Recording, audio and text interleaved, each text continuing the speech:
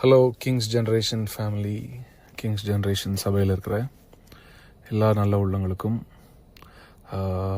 ஃபேமிலிஸ்க்கும் வாழ்த்துதலை சொல்கிறேன்.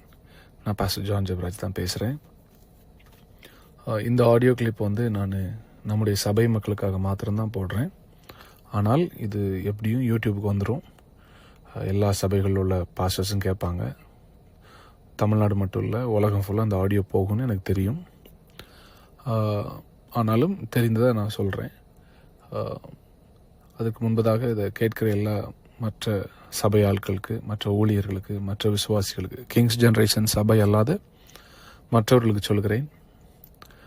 ஒருத்தருடைய பிரச்சனையை நம்ம என்டர்டெயின் பண்ணிட்டோ, இல்லை அதை குறித்த காசிப் பண்ணிட்டோ, இன்னொருத்தங்களுக்கு அனுப்பிட்டு அதை நம்ம தேவையில்லாத கமெண்ட்ஸ் பண்ணிட்டோ, இல்லை அந்த இன்னொருத்தருக்கு காயத்தை கொடுக்கறத நம்ம எப்போவுமே என்ஜாய் பண்ணக்கூடாது. அது நமக்கு நல்லது கிடையாது. நீங்கள் செய்வதற்கு கர்த்தர் உங்களுக்கு பதில் தருவாராக. கிங்ஸ் ஜென்ரேஷன் சபை மக்களோடு நான் கிட்டத்தட்ட அக்டோபர் மாதத்துலேருந்து நான் பேசலை. ஏன்னா அக்டோபர் மாதத்துக்கு அப்புறம் நான் கோயம்புத்தூரில் இல்லை, வெளியே போயிட்டேன். நான்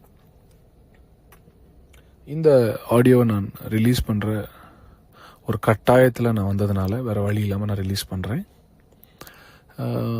இந்த ஆடியோவில் நான் எல்லாம் பேச போகிறது கிடையாது. சில விஷயங்களை நம்முடைய சபை திறக்கப்படும் பொழுது ஜூன் 1 நம்முடைய சபையை மறுபடியும் கோயம்புத்தூர் பட்டணத்தில் திறக்கவிருக்கிறோம். எந்த கட்டடத்திற்காக நீங்கள் நிதி கொடுத்தீங்களோ அதே கட்டடத்தில் தான் நம்முடைய சபை ஆராதனை தொடங்கவிருக்கிறது. ஸோ நீங்கள் ஒருவேளை நீங்கள் ஆல்ரெடி வேறு சபைகள் நாங்கள் போயிட்டோம், இல்லை சிலர் இனி இந்த சபைக்கு நாங்கள் வர விரும்பலன்னு சொன்னால் கூட எனக்கு பிரச்சனை இல்லை. உங்களுக்காக நான் ஜெபிக்கிறேன். உங்களை மனதார நான் ரிலீஸ் பண்ணுறேன். உங்களை ஆசீர்வதிக்கிறேன். நீங்கள் எங்கே இருந்தாலும் நல்லா இருக்கணும். கிங்ஸ் ஜென்ரேஷன் ஆரம்பித்து 5 வருடங்கள் ஆகிறது. இந்த 5 வருஷத்தில் எத்தனை தியாகங்களை நான் சபைக்காக செய்திருக்கிறேன், இந்த சபை வளர்ச்சிக்காக செய்திருக்கிறேன், மக்களுடைய தேவைகளுக்காக செய்திருக்கிறேன். எத்தனை ஆயிரம் ஜனங்களை கர்த்தர் சுகமாக்கி இருக்கிறாருன்னு நீங்கள் எல்லாம் சாட்சி பார்த்துருக்கிறீங்க. ஆண்டவர் அந்த ஊழியத்தில் இருப்பதையும், ஆண்டவர் என்னோடு இருப்பதையும் பாடல்கள் மூலமாக, பிரசங்கத்தின் வாயிலாக எத்தனையோ ஹீலிங் டெஸ்டிமனிஸை நீங்கள் கேட்டு கர்த்தர் என்னோடு இருப்பதை கண்டுதான் கிட்டத்தட்ட 2300க்கும் மேற்பட்ட மெம்பர்ஸ் நம்ம சபையில் சேர்ந்தீங்க. என்னுடைய குடும்ப பிரச்சனையை நான் பொது இடத்தில் பேச விரும்பவில்லை, அதை செய்யவும் மாட்டேன். ஒருவேளை அவர்கள் தரப்பிலிருந்து ஏதாவது அவதூறான குற்றச்சாட்டுகளையோ இல்லை ஆதாரமற்ற குற்றச்சாட்டுகளையோ அவர்கள் பொது தளத்தில் வைத்தால் அதையும் நான் சந்திக்க தயார் என்று பதிவிடுகிறேன். அப்புறம் நானும் அநேக உண்மைகளை பச்சையாக வெளியே சொல்ல வேண்டிய வரும். அதற்கு எதிர்த்தரப்பினர், என்னுடைய ரீமாவுடைய குடும்பத்திலிருந்து அவங்க செய்ய மாட்டாங்க, கொஞ்சம் டீசெண்டாக நடந்துக்கிடுவாங்க நான் நினைக்கிறேன். என் குடும்ப பிரச்சனையை நான் கிட்டத்தட்ட அநேக ஆண்டுகள் சந்தித்து வருகிறேன். ஆனால் நானும் அவளும் அதை மேற்கொண்டு ஜெபத்தினாலும் அறிவுரைகளினாலும் மேற்கொண்டு நாங்கள் அதை தொடர்ந்து செய்து கொண்டே வந்தோம். அந்த பிரச்சனையை நான் அவசியப்படும் பொழுது சொல்கிறேன்னு சொல்லிட்டேன். அண்ட் பொது வளத்தில் நான் சொல்ல மாட்டேன், பொது தளத்தில் தான் சொல்ல மாட்டேன். நான்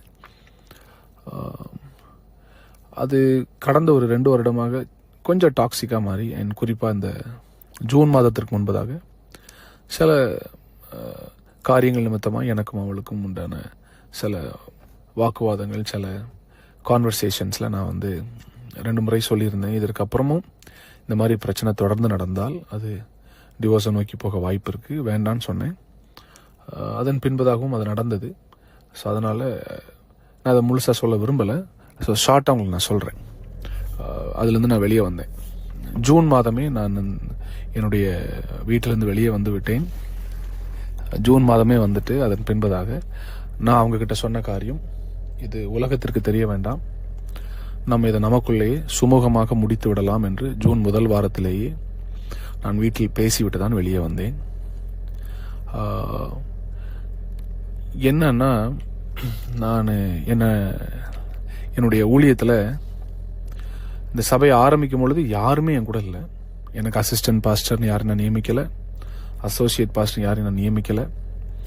ஆனால் ஊழியம் வளர கொஞ்ச நாட்கள், ஏன்னா நம்முடைய சபை வந்து ஒய்எம்சியில் தான் ஆரம்பித்தோம், கோயம்புத்தூர் ஒய்எம்சியில்.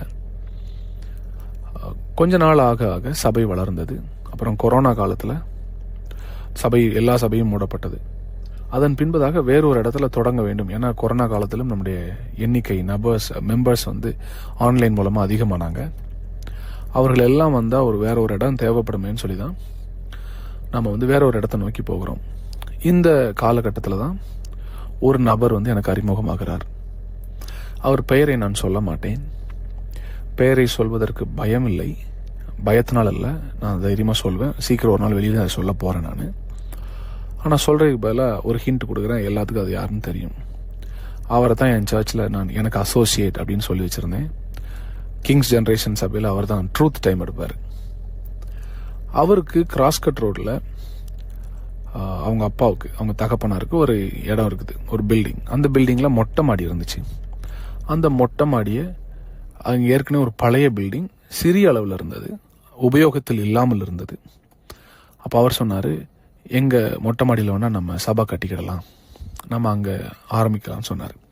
அப்போ இது விஷயமா நாங்கள் அவங்க வீட்டில் போய் பேசினோம், அவங்க தகப்பனாட்ட பேசினோம். அப்போ அவங்க சொன்னது, ஏற்கனவே இருக்கிற அந்த சின்ன உபயோகத்தில் இல்லாத, யூஸில் இல்லாத ஒரு சின்ன பில்டிங், அந்த மொட்டை மாடியில் ஒரு 2/4 தான் இருந்துச்சு அந்த பில்டிங். அது ஏற்கனவே அந்த இன்டீரியர்லாம் இடிஞ்சு போய் தான் இருந்தது. நீங்கள் அதை இடிச்சிட்டு நீங்கள் உங்களுக்கு தேவையானதை கட்டிக்கோங்க, உங்கள் காசில் கட்டிக்கோங்க. ஆனால் உங்கள் காசில் நீங்கள் எவ்வளோ கட்டுறீங்களோ அதை நான் வந்து அட்வான்ஸ் தொகையாக எடுத்துக்கொள்கிறேன்னு அந்த நபர் வாக்கு கொடுக்குறாரு. அவர் வாக்கு கொடுத்ததுனால, அவருடைய மகனும் என் கூட இருந்ததுனால, அந்த நேரத்தில் கிங்ஸ் ஜென்ரேஷன் சபையில் இணைய விரும்பின சில குடும்பங்கள் இருந்தாங்க. அந்த குடும்பங்களோடு நாங்கள் பேசி நாங்கள் ஒரு முடிவுக்கு வந்து அது எவ்வளவு தொகையாகவும் நாங்கள் கணக்கிட்டு அந்த தொகையை நாங்கள் ஆன்லைன் மெம்பர்ஸ்டே நாங்கள் கலெக்ட் பண்ணி என்னுடைய பணமும் ஒரு பெரிய தொகையை போட்டு போத் எக்ஸ்டீரியர் அண்ட் இன்டீரியர் நாங்கள் பில் பண்ணுறோம். எக்ஸ்டீரியரை பில் பண்ணுறதுக்கு மட்டுமே கிட்டத்தட்ட 10 லட்ச ரூபாய்க்கு மேலே, குறைஞ்சது ஒரு 15 லட்ச ரூபாய்க்கு பக்கத்தில் செலவாயிருச்சு. ஏன்னா ஏற்கனவே இருந்ததை இடித்து நாங்கள் தான் அதை காலி பண்ணோம். அதை இடித்து அங்கேருந்து க்ளீன் பண்ணி அதை கொண்டு போய் ஒரு இடத்துல கொட்டி அதை க்ளீன் பண்ணி மறுபடியும் அந்த இடத்துல புதிய ஏற்கனவே இருந்த செவர்லேருந்து அதிகமாக நாங்கள் கட்டி அதன் பின்பதாக அங்கே ஷீட் போட்டு எல்லாம் செய்தோம். இது போக தான் இன்டீரியர். ஸோ எக்ஸ்டீரியர் மட்டுமே கிட்டத்தட்ட நாங்கள் 15 லட்ச ரூபா செலவு பண்ணோம். அவங்க முதல்ல சொன்ன வார்த்தை, நீங்கள் எவ்வளோ செலவு பண்ணுறீங்களோ அதை நாங்கள் அட்வான்ஸ் தொகையாக எடுத்துக்கொள்கிறோம். இதை சொல்லும்போது அவர் பையன், அதாவது என்னுடைய அசோசியேட் பாஸ்டர் என் கூட இருந்தார். அவர் இருக்கும்போது நாங்கள் வந்து கட்டுறோம். அப்புறம் பத்திரம் போடுற அன்னைக்கு எவ்வளவு செலவாச்சுன்னு போய் சொல்கிறோம். ஆனால் அவங்க அப்பா வந்து வெறும் 2 லட்சம் ரூபாய்க்கு அந்த அக்ரிமெண்ட்டை போட்டு கொண்டு வராரு. இது நடக்கும்போது என்னோட பிரதர் இம்மானுவேல், திருநெல்வேலியில் ஜெகவானிசி பில்டர்ஸுடைய ஃபவுண்டர் அண்ணன் இம்மானுவேல் அண்ணன் இருக்காங்க. அப்புறம் நம்முடைய பில்டிங் கீழேயே ஒருத்தர் துணி கடை வச்சுருக்கிறாரு, பிரதர் பால் அப்படின்னு.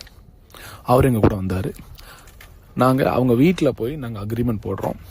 அக்ரிமெண்ட் போடும்போது அந்த அக்ரிமெண்ட்டில் அவங்க அப்பா வெறும் 2 லட்ச ரூபான்னு எழுதிட்டு வர்றாரு, மனசாட்சியே இல்லாமல். அப்போ நாங்கள் அங்கே உட்காந்து மறுபடியும் அதை தர்க்கம் பண்ணோம். நாங்கள் சொன்னோம், நீங்கள் எக்ஸ்டீரியர் கட்டிக்கோங்க, அப்போது அதுக்குரிய பணத்தை நான் என்ன செஞ்சிட்றேன், அட்வான்ஸாக எடுத்துக்கிறேன்னு சொன்னீங்க. ஆனால் இப்போ கடைசியில் வெறும் 2 லட்ச ரூபா போடுறீங்களா அங்கிள், நான் பேசுகிறோம். அப்போ பேசும்போது அவங்க தாயாரும் கூட நிற்காங்க, அவங்க குடும்பமும் இருக்குது, எங்கள் சார்பாக ஒரு 3 பேர் இருக்கிறோம் நாங்கள்.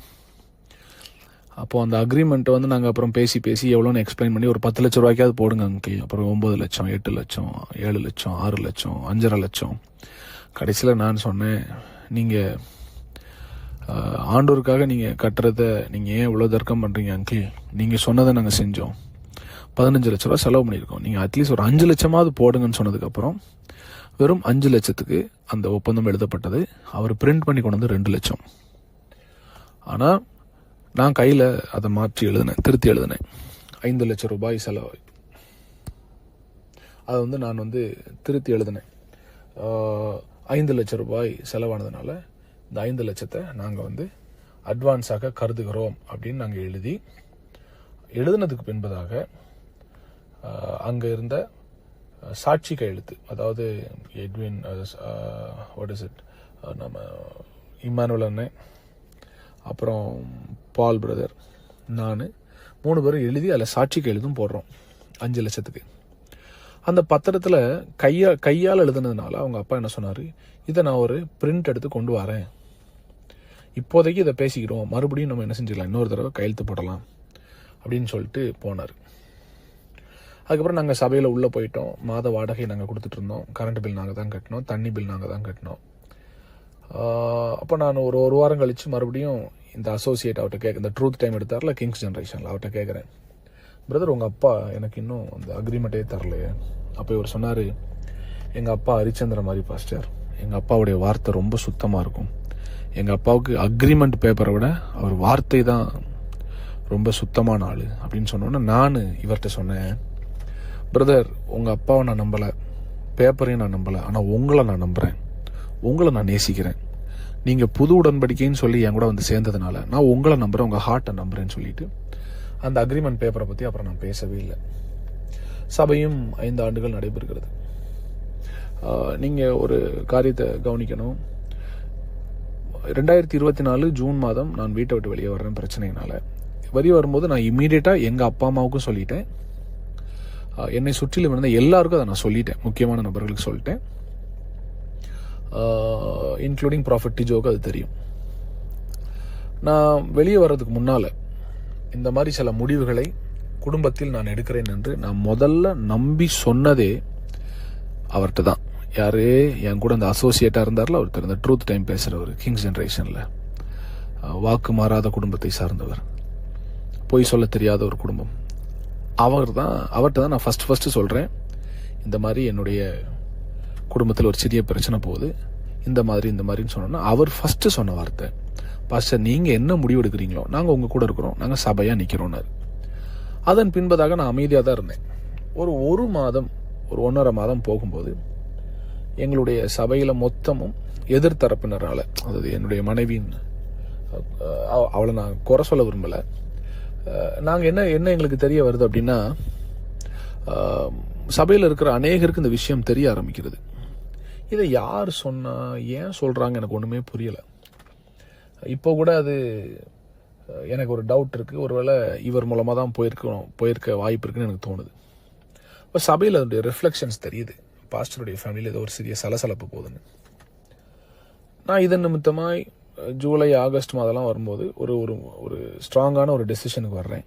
வந்துட்டு எங்கள் குடும்பத்துலேயும் பேசிட்டு, எங்கள் சபையில் சில ஒரு குற்றச்சாட்டை ஒரு குறிப்பிட்ட குடும்பத்தின் மீது வைத்துக்கொண்டே இருந்தாங்க.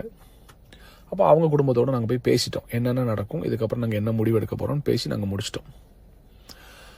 இந்த எனக்கும் என் மனைவிக்கும் ஒரு சிறிய சலசலப்பு போகிறது என்பதை அறிந்து கொண்டு இந்த நபர், அதாவது அந்த அசோசியேட்டு ட்ரூத் டைம் எடுக்கிறவர், என் மனைவி கூட போய் ஜாயின் பண்ணுறாரு, கை கோத்துட்டார். எனக்கு இது தெரியவே தெரியாது. அவர் முதல்ல போகும்போது நடுநிலை மாதிரி போகிறார், கம்ப்ளீட்டாக அந்த சைடு போகாமல் நடுநிலையாக போயிட்டு அவங்க சைடும் பேசுகிறாரு, என் சைடும் பேசுகிறாரு. இதை பற்றி எனக்கு தெரியவே தெரியாது. நான் அநேக காரியத்தை சொல்ல அது அந்த சைடு தெரிய இது போய்கொண்டே இருக்குது. இதற்கிடையில் இதை வந்து நான் பப்ளிக்கில் நான் வெகு சீக்கிரத்தில் அனௌன்ஸ் பண்ணுவேன். இதை குறித்து எனக்கு பயமும் இல்லை. எந்த பெண்ணை ரொம்ப ஒரு பெண் பிள்ளைங்க தாக்கி அசிங்கப்படுத்தி அவமானப்படுத்தி சபையை விட்டு வெளியேற்றணும்னு நினைச்சாங்களோ அந்த பெண்ணின் குடும்பத்தோடு எங்கள் குடும்பம் பேசிவிட்டார்கள். ஒருவேளை இது டிவோர்ஸ் ஆனால் என்ன செய்யலாம், நம்ம அடுத்த திருமணத்தை நம்ம செய்து கொள்ளலாம், அது வரைக்கும் நமக்குள்ளே இது இருக்கட்டும்னு சொல்லி நாங்கள் உள்ளதான் பேசி வச்சுருந்தோம். அப்போ என்னோட சபையில் சில வாலிபர்கள் ரொம்ப க்ளோஸாக இருப்பாங்க. அதில் குறிப்பாக ஒரு நபர் வந்து எனக்கு அடிக்கடி என் கூட வெளியில் டிரைவராக வருவார், கார்லாம் ஓட்டுவார். நான் அவங்க பேரை சொல்லலாமா வேண்டாமான்னு யோசித்த போது என் மனசாட்சி சொன்னிச்சு, நீ ஒரு நாள் அதை காண்பித்து கொடுக்காத, கர்த்தர் பார்த்து கொள்வார், ஆண்டவர் இதை செய்வார். நான் இந்த ஆடியோவுடைய முடிவில் என்னென்ன சில காரியங்களை கர்த்தர் ஏற்கனவே செய்ய ஆரம்பித்து விட்டார் என்பதை நான் சொல்கிறேன். அது நிச்சயமாய் உங்களுக்கு தெரிய வரும். அப்போ நாங்கள் குடும்பமாக ஆல்ரெடி இதை பேசி முடித்ததுனால நாங்கள் சேர்ந்து வெளியே போவதுண்டு, தனியில் சேர்ந்து வெளியே போவதுண்டு. போகும் பொழுது ஒரு அக்கேஷனில் என் கூட 5-6 ஃபேமிலிஸ் இருக்கிறாங்க, எல்லாருமே பொது இடத்துல இருக்கும் பொழுது ஒரு பர்த்டே ஃபங்க்ஷனில் நான் எதேர்ச்சியாக கொடுத்த ஒரே ஒரு முத்த காட்சி, அது ஒன்றும் இல்லை, ஒரு ரொம்ப ஃபார்மல் கிஸ். அது நீங்கள் இது கொச்சையாக எனக்கு தெரியும், இதை நிறைய பேர் யூடியூப்பில் டைட்டில்லாம் போடுவீங்க.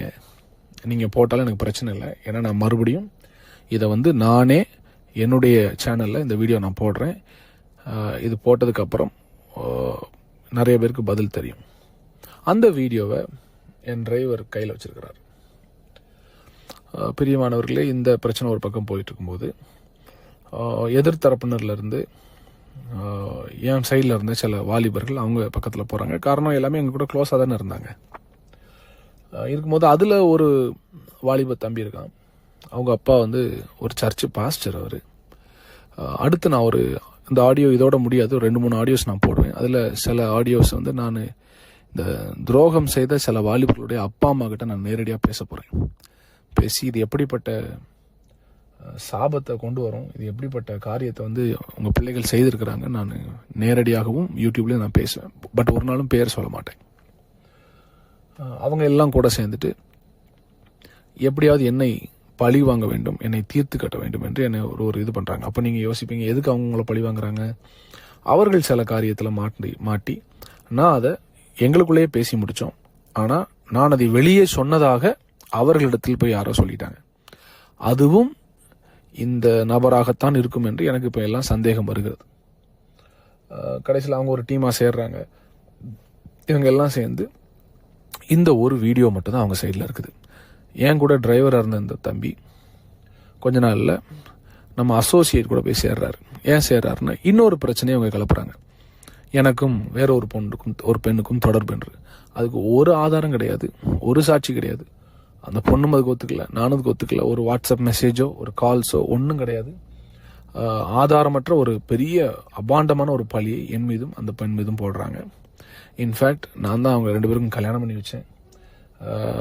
நான் தான் அவங்க கூட நின்று எல்லாம் பண்ணியிருக்கிறேன். அவங்க என்னை அப்பான்னு தான் கூப்பிடுவாங்க.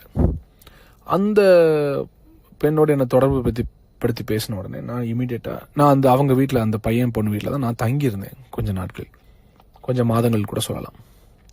நான் தனியாக இல்லை, அந்த வீட்டில் பெரியவர்களும் தங்கியிருந்தார்கள். இந்த குற்றச்சாட்டு வந்த அன்னைக்கே நான் அந்த வீட்டை காலி பண்ணிவிட்டு நான் வெளியே வந்து நான் வேற ஒரு இடத்துக்கு போயிட்டேன். வீட்டை விட்டு அநேக நாட்கள் வெளியே இருந்த நான் மறுபடியும் செப்டம்பர் மாதம் இந்த பிரச்சனைகள் அதிகமாகிறது போல தோணுன உடனே சரி, சபையை காப்பாற்ற வேண்டும், ஊழியத்தை காப்பாற்ற வேண்டும், நம்முடைய பர்சனல்னா கூட நம்ம என்ன செஞ்சிடலாம், பல்ல கடிச்சிட்டு நம்ம வாழ்ந்துடலாம்,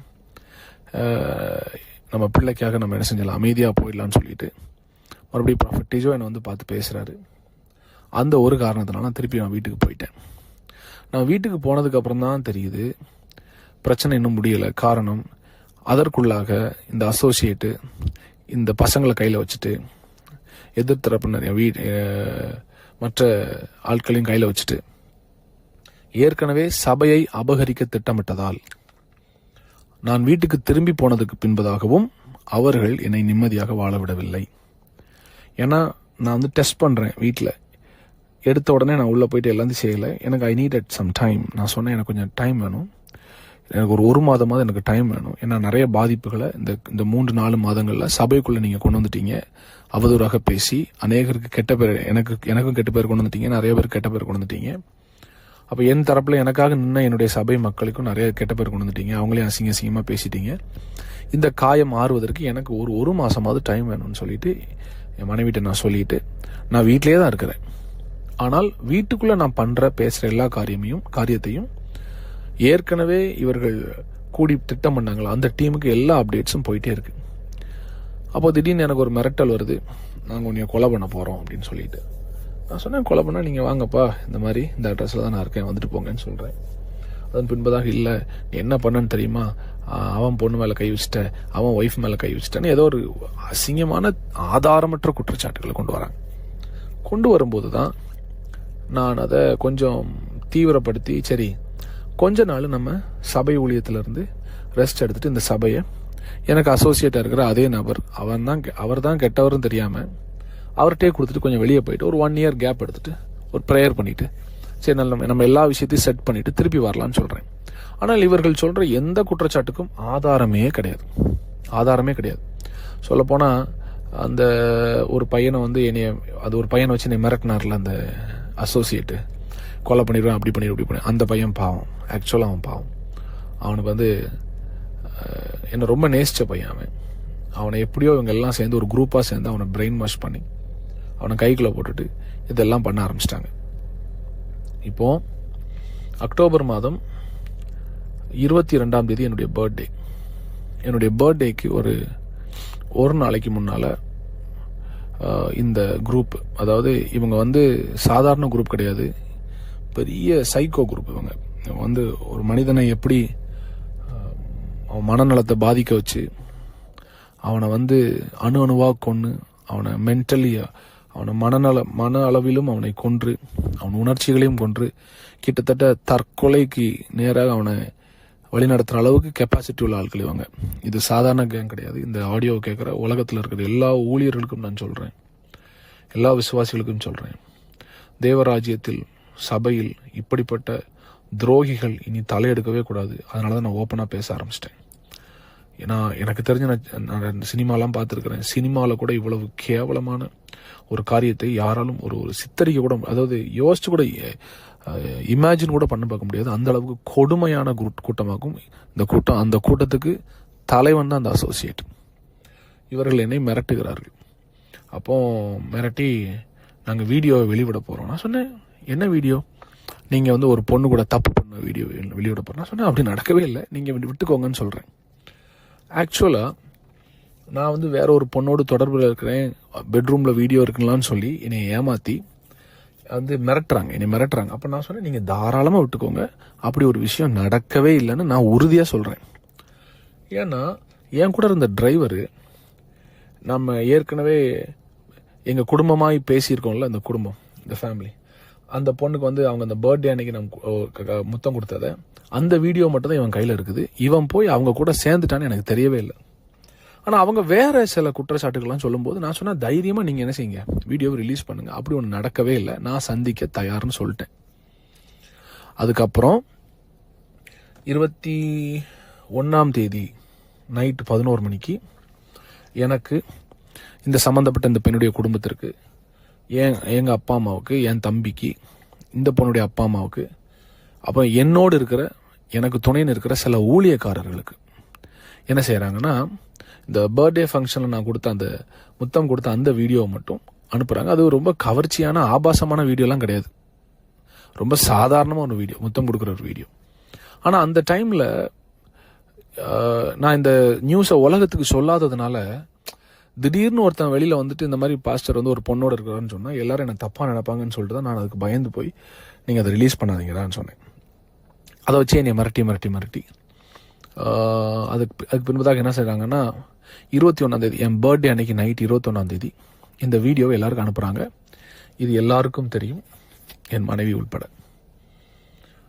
21ஆம் தேதி நைட்டு 11:45 என்னை ஃபோன் பண்ணி சொல்கிறா, நீ உயிரோடு இருக்காது, நீ செத்துரு.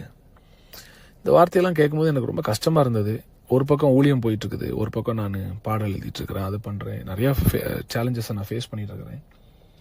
அப்போது இவங்களும் ஒரு பெரிய டீமாக சேர்ந்துட்டு என்னை பழி வாங்க நினைக்கும் போது நான் கிட்டத்தட்ட செத்த பணமாகத்தான் தெரிந்தேன். எனக்கு ஒரே ஆறுதல் தேவ பிரசன்னம் மட்டும்தான். நான் ஆண்டவர்கிட்ட போய் அழுவேன், ஆண்டவரே நான் இது தப்பாக செஞ்சேன், இது ரைட்டாக செஞ்சேன், என்ன இருந்தாலும் நீங்கள் என்னை பார்த்துக்கோங்க. நான் ஒரு நாளும் மனிதர்கள் என்னை பழிவாங்கவோ இதை பயன்படுத்தி என்னை அழிக்க நினைத்தால் அதுக்கு நீங்கள் ஒரு நாள் நீங்கள் சம்மதிக்க மாட்டீங்கன்னு தெரியும் ஆண்டவரே, நான் ஆண்டவர்கிட்ட சொல்கிறேன். 21ஆம் தேதி நைட்டு என் பர்த்டே கெடுப்பதற்காகவே கரெக்டாக இவங்க என்ன பண்ணுறாங்கன்னா ஒரு வீடியோ ரிலீஸ் பண்ணுறாங்க. இந்த வீடியோவை முக்கியமான ஆட்களுக்கும் எனக்கும் அதை ஃபார்வர்ட் பண்ணுறாங்க. நீங்கள் நல்லா கவனிங்க. அதன் பின்பதாக 22ஆம் தேதி என் பர்த்டே நான் ஒழுங்காக கொண்டாடலை, நிம்மதியாக நான் இல்லை. ஆக்சுவலாக கொஞ்சம் கஷ்டமாக தான் இருந்துச்சு எனக்கு இப்போ கூட அதை நினச்சி அழுக வருது. பட் பரவாயில்ல. 27ஆம் தேதி சண்டே, 27ஆம் தேதி சண்டே. ஸோ என்னுடைய பர்த்டேக்கு ஒரு வாரத்துக்கு முன்பதாகவே என் சபையிலிருந்து குறிப்பாக இந்த அசோசியேட்டும் அவருடைய மனைவியும் எங்கள் சபை குரூப்பில், வாட்ஸ்அப் குரூப்பில் ஒரு மெசேஜ் போடுறாங்க. எங்களுக்கும் இந்த சபைக்கும் இனி சம்பந்தம் இல்லை அப்படின்னு ஒரு மெசேஜ் போடுறாங்க. இதை பார்த்துட்டு நான் மனவேதனைப்பட்டு அவருக்கு கூப்பிட்டோன்னே அவர் சொன்னார், இல்லை நாங்கள் ஆல்ரெடி முடிவு எடுத்துட்டோம். நான் சொன்னேன், எதற்காக நீங்கள் முடிவு எடுக்கிறீங்க? நீங்கள் இதில் வெளியே போகிறதுக்கு என்ன சம்மந்தம்? இல்லை ஜனங்கள் எங்ககிட்ட கேள்வி கேட்குறாங்க. நான் சொன்னேன், யார் கேள்வி கேட்டாலும் பாஸ்டர்ட்ட பேச சொல்லுங்கள், என்கிட்ட பேச சொல்லுங்கன்னு சொன்னேன். ஆனால் இவர் தான் தலைவன் எனக்கு தெரியாமல் நான் அவர் சொன்னதை நம்பிட்டு சொன்னேன், சரி பிரதர், ஒருவேளை நீங்கள் இந்த ஊழியத்தை விட்டு வெளியே போகிறீங்கன்னா பார்த்து போய்க்கோங்க, பட் நான் உயிரோடு இருக்கிற வரைக்கும் ஊழியம் பண்ணுவேன், நான் ஊழியத்தை செஞ்சுக்கிறேன், நான் பார்த்துக்கிறேன்னு சொல்லிட்டு விட்டுட்டேன். 2 வாரத்துக்கு முன்பதாகவே இந்த சபையின் ஊழியத்திலிருந்து விடுபடுகிறேன் என்று சொன்ன இந்த நபர் அந்த பசங்கள் கூட தான் கான்டாக்டில் இருந்தார். இன்ஃபேக்ட் அந்த ஒரு தம்பி வந்து என்னை ஒரு நாள் நைட் ஃபோன் பண்ணி உன்னை கொலை பண்ணிடுவேன், அதை பண்ணிடுவேன்னு சொல்லும்போது அதுக்கு கான்ஃபரன்ஸ் கால் போட்டு தந்ததே இவர் தான். அப்போ இவரோடு தான் அவங்க எல்லாமே கனெக்ஷனில் இருக்கிறாங்க. ஒரு பெரிய நாடகம் என்னை சுற்றி அரங்கேறி கொண்டு இருக்கிறது. எனக்கு வந்து இதை கிரகிக்க முடியல. என்னென்னா என் கூட இருந்த பசங்களை இவன் எனக்கு விரோதமாக திருப்பி விட்டுட்டானேன்ற ஒரு ஆதங்கத்தில் என்னால் சாப்பிட முடியல, என்னால் ஒன்றுமே செய்ய முடியல. 2வது ஒரு பதட்டம் இருந்தது. இதை கேட்குற எல்லா ஊழியர்களுக்கும் வந்து இந்த பதட்டம் வந்து வந்திருக்கணும். அதாவது உங்களுக்கு இப்படி ஒரு சம்பவம் நடந்தால், உங்களுக்கு வாழ்க்கையில் இந்த மாதிரி ஒரு காரியம் நடந்துச்சுன்னா, இப்படி ஒரு குரூப் உங்கள் சர்ச்சில் இருந்து உங்கள் வீடியோ ரிலீஸ் பண்ண போகிறோன்னு சொன்னால் உங்கள் மனநிலைமை எப்படி இருக்குன்னு யோசிச்சு பாருங்கள். இல்லை உங்கள் பிள்ளைகளுக்கு இப்படி நடந்திருந்தால் அது எப்படி இருக்குன்னு யோசிச்சு பாருங்கள். நான் வந்து ரொம்ப வேதனைப்பட்டு என்னால் சாப்பிட முடியல, தூங்க முடியல. ஒரு பக்கம் வந்து குடும்பத்தில் போகும் இந்த பிரச்சனை, 2வது சபையில் போகும் இந்த பிரச்சனை. ஆனாலும் சபை ஒரு பக்கம் வளர்ந்துட்டே இருக்கு. வார வாரம் ஹீலிங் டெஸ்டிமனிஸ் நடக்குது. கர்த்தர் என்னை கைவிடவே இல்லை, கர்த்தர் என் கூட இருக்கிறார். சபையிலிருந்து விடுபடுகிறேன் என்று சொன்ன இந்த நபர் கரெக்டாக பிரச்சனை நடந்த அன்று நான் வந்து 26ஆம் தேதி வீட்டில இருந்து கிளம்பி மதுரைக்கு போகிறேன். என் ஒய்ஃப்ட்ட சொல்கிறேன், நாளைக்கு நான் ஒரு கெஸ்ட் ஸ்பீக்கர் அரேஞ்ச் பண்ணிட்டேன், அவர் வருவார், எனக்கு கொஞ்சம் டைம் வேணும், ஒரு 2 மாதம் டைம் வேணும். நான் அவர் கையில் கெஸ்ட் ஸ்பீக்கராக வந்தது என் தம்பி பாஸ்டர் ஜெனில்குமார். அவர் கையில் கொடுத்துட்டு நீங்கள் சர்ச் நடத்துங்க தம்பி, நீங்கள் நடத்துங்க, எனக்கு ஒரு 6 மாதம் டைம் தாங்க, நீங்கள் நடத்துங்க, நான் திருப்பி வரேன்னு சொல்லிட்டு நான் போகிறேன். ஆனால் 26ஆம் தேதி நான் கிளம்பும்போது எனக்கு ஒரு ஹிண்ட்டும் இல்லை அடுத்த நாள் இவங்க சபைக்கு வர போகிறாங்க. 26ஆம் தேதி நான் ஊருக்கு கிளம்பி போனதுக்கு அப்புறம் நான் இல்லாததை தெரிந்து கொண்டு, அது எப்படி தெரிஞ்சாங்கன்னு, நான் ஊருக்கு போனதை ஒரு நபர்கிட்ட வீட்டில் மட்டும் தான் சொல்லிட்டு போனேன். ஆனால் இவங்க எல்லாத்துக்கும் நான் இல்லாதது எப்படி தெரியும்னு தெரில. உங்கள் எல்லாத்துக்கும் இப்போ புரிஞ்சிருக்கும், இவங்க எல்லாரும் ஒரே டீமாக செயல்பட்டுருக்காங்கன்னு. இவங்க ஒரே டீமாக செயல்பட்டு 27ஆம் தேதி நான் மதுரையில் காலையில் 7 மணிக்கு எந்திரிக்கும் எனக்கு ஃபஸ்ட்டு ஃபோன் கால் வந்து என் ஒய்ஃப் தான் கூப்பிட்றா, அந்த மாதிரி அந்த பசங்க வந்து சர்ச்சில் வந்து பிரச்சனை பண்ணுறாங்க. நான் சொன்னேன், எந்த பசங்க வர்றாங்க? இல்லை அந்த குறிப்பிட்ட ஒரு 3 பசங்களுடைய பேர் சொல்லி அவங்க வந்திருக்காங்க. என்ன பிரச்சனை பண்ணுறாங்க? ஏதோ ஒரு வீடியோ வச்சுருக்காங்க. என்ன வீடியோ வச்சுருக்கிறாங்க? அவங்க சொன்னதும் அவங்க கொண்டு வந்ததும் வேற. 2வது, இதுக்கு அந்த சபையை நிறுத்த இவங்க பிளான் பண்ணும்போது இதற்கு முதல்ல ஹெட்டாக நின்று பிளான் பண்ணதே என்னுடைய அசோசியேட் தான், அந்த ட்ரூத் டைம் எடுக்கிறவர் தான். அவரும் அன்றைக்கி இந்த சர்ச்சுக்கு வந்திருக்கிறார். அப்போ எனக்கு முதல் கேள்வி மனசில் எழும்புச்சு, 2 வாரத்துக்கு முன்னால் இந்த சபைக்கும் எனக்கும் பிரச்சனை இல்லைன்னு சொன்ன நபர் எதற்காக வந்து நிற்கிறார்? அடுத்து அவர் எனக்கு லேட்டராக சொன்னது, பாஸ்டர் அவங்க வந்து பிரச்சனை பண்ண வந்தாங்க, உங்களை அட்டாக் பண்ண வந்தாங்க, உங்களுக்கு எதுவும் ஆயிடக்கூடாதுன்னு தான் நாங்கள் கூட வந்தோம். என்னுடைய ஒரே கேள்வி, அப்போ நீ முதல்ல எனக்கு தானே ஃபோன் பண்ணி சொல்லியிருக்கணும் இந்த மாதிரி பசங்க வராங்கன்னு, ஏன் ஃபோன் பண்ணி சொல்லலை? கேட்டால் நீங்கள் என் ஃபோன் நம்பரை பிளாக் பண்ணிட்டீங்க. இவர் எப்போ சர்ச்சுக்கு வரமாட்டேன், இந்த சர்ச்சை விட்டு வெளியே போகிறேன்னு சொன்னாரோ அவர் மேலே வருத்தத்தில் நான் பிளாக் பண்ணேன். ஆனால் அவருடைய மனைவியின் ஃபோனை நான் பிளாக் பண்ணல. 2வது, அவர் ஃபோன்லேருந்து மட்டும் இல்லை, அவர் என்னை காண்டாக்ட் பண்ண நினச்சிருந்தா எந்த ஃபோன்லேருந்து என்னை காண்டாக்ட் பண்ணியிருக்கலாம், அட்லீஸ்ட் ஒரு மெசேஜாவது அனுப்பியிருக்கலாம் எனக்கு அவர். ஆனால் அவர் செய்யவே இல்லை. என்னையை காப்பாற்றுவதை போல ஒரு நாடகம் ஆடிட்டு இந்த பசங்களை தூண்டி விட்டதே இந்த நபர் தான். அன்னைக்கு காலையில் வந்து சபையை நிறுத்தும்போது இவங்களுக்கு எப்படி சர்ச்சை நிறுத்தணுன்ற ஐடியா வந்துச்சுன்னு எனக்கு இப்போவும் புரியவே இல்லை. இவங்க சொல்லுகிற குற்றச்சாட்டுக்கும் சபைக்கும் என்ன சம்மந்தம்னு தெரியல. ஒருவேளை அது உண்மை கிடையாது, ஒருவேளை அந்த அவங்க சொல்கிற குற்றச்சாட்டு உண்மையாக இருந்தால் கூட அது ஒரு வீட்டுக்குள்ளேயோ ஒரு வெளியில் வச்சோ பேசி தீர்க்கப்பட வேண்டிய ஒரு விஷயம். அதை கொண்டு வந்து இவ்வளவு வேகமாய் வளர்கிற ஒரு 2500 பேர் உள்ள சபையை வந்து ஞாயிற்றுக்கிழமை ஆராதனை நடக்கும்போது வந்து நிறுத்தினாங்கன்னா அப்போ எந்த அளவுக்கு இவர்களுக்கு தேவ பிரசனத்தின் மேலும் வார்த்தையின் மேலும் ஒரு நாட்டமோ ஒரு மரியாதையோ இருக்கு, எனக்கு ஒன்றுமே புரியல. அதுவும் குறிப்பாக இந்த நபர் இந்த ட்ரூத் டைம் எடுக்காரு பாருங்க, அன்பை மாத்திரம் தான் பேசுவார், கர்த்தர் நல்லவர்னு பேசுகிறார். ஒரு வேதாகம கல்லூரி கூட நடத்திட்டு இருக்காரு அவர். அது கூட நான் அவருக்கு கிராஜுவேஷன் கூட சப்போர்ட் பண்ணேன். இவருக்கு எப்படி ஒரு சபை ஆராதனையை நிறுத்துவதற்கு மனசு வந்துச்சுன்னே தெரில. எனக்கு இப்போ நினைச்சாலும் கண்ணீர் வருது எனக்கு. இவர் வந்து நின்று அந்த பசங்களை ஏவி விட்டு சபையை நிறுத்துறாரு. இவர் சொன்னார், என்னை காப்பாற்ற வந்தேன்னு. ஆனால் அன்னைக்கு அந்த பிரச்சனை நடக்கும்போது என்னுடைய இன்னொரு அசோசியேட் பாஸ்டர் டேவிட் ரமேஷ், என்னுடைய இன்னொரு அசோசியேட் பாஸ்டர் மனோகர் தாஸ், என்னுடைய இன்னொரு அசோசியேட் பாஸ்டர் சாம், இவங்க 3 பேர் அங்கே இருக்கிறாங்க. இது போக என்னுடைய விசுவாசிகள் எல்லாரும் இருக்கிறாங்க. குறிப்பாக என்னுடைய சில முக்கியமான மூப்பர்களும், பிரதர் ராஜ்குமார், இந்த மாதிரி சில முக்கியமான மூப்பர்களும் அங்கே இருக்கிறாங்க. பிரதர் விக்டர் எல்லாம் இருக்கிறாங்க.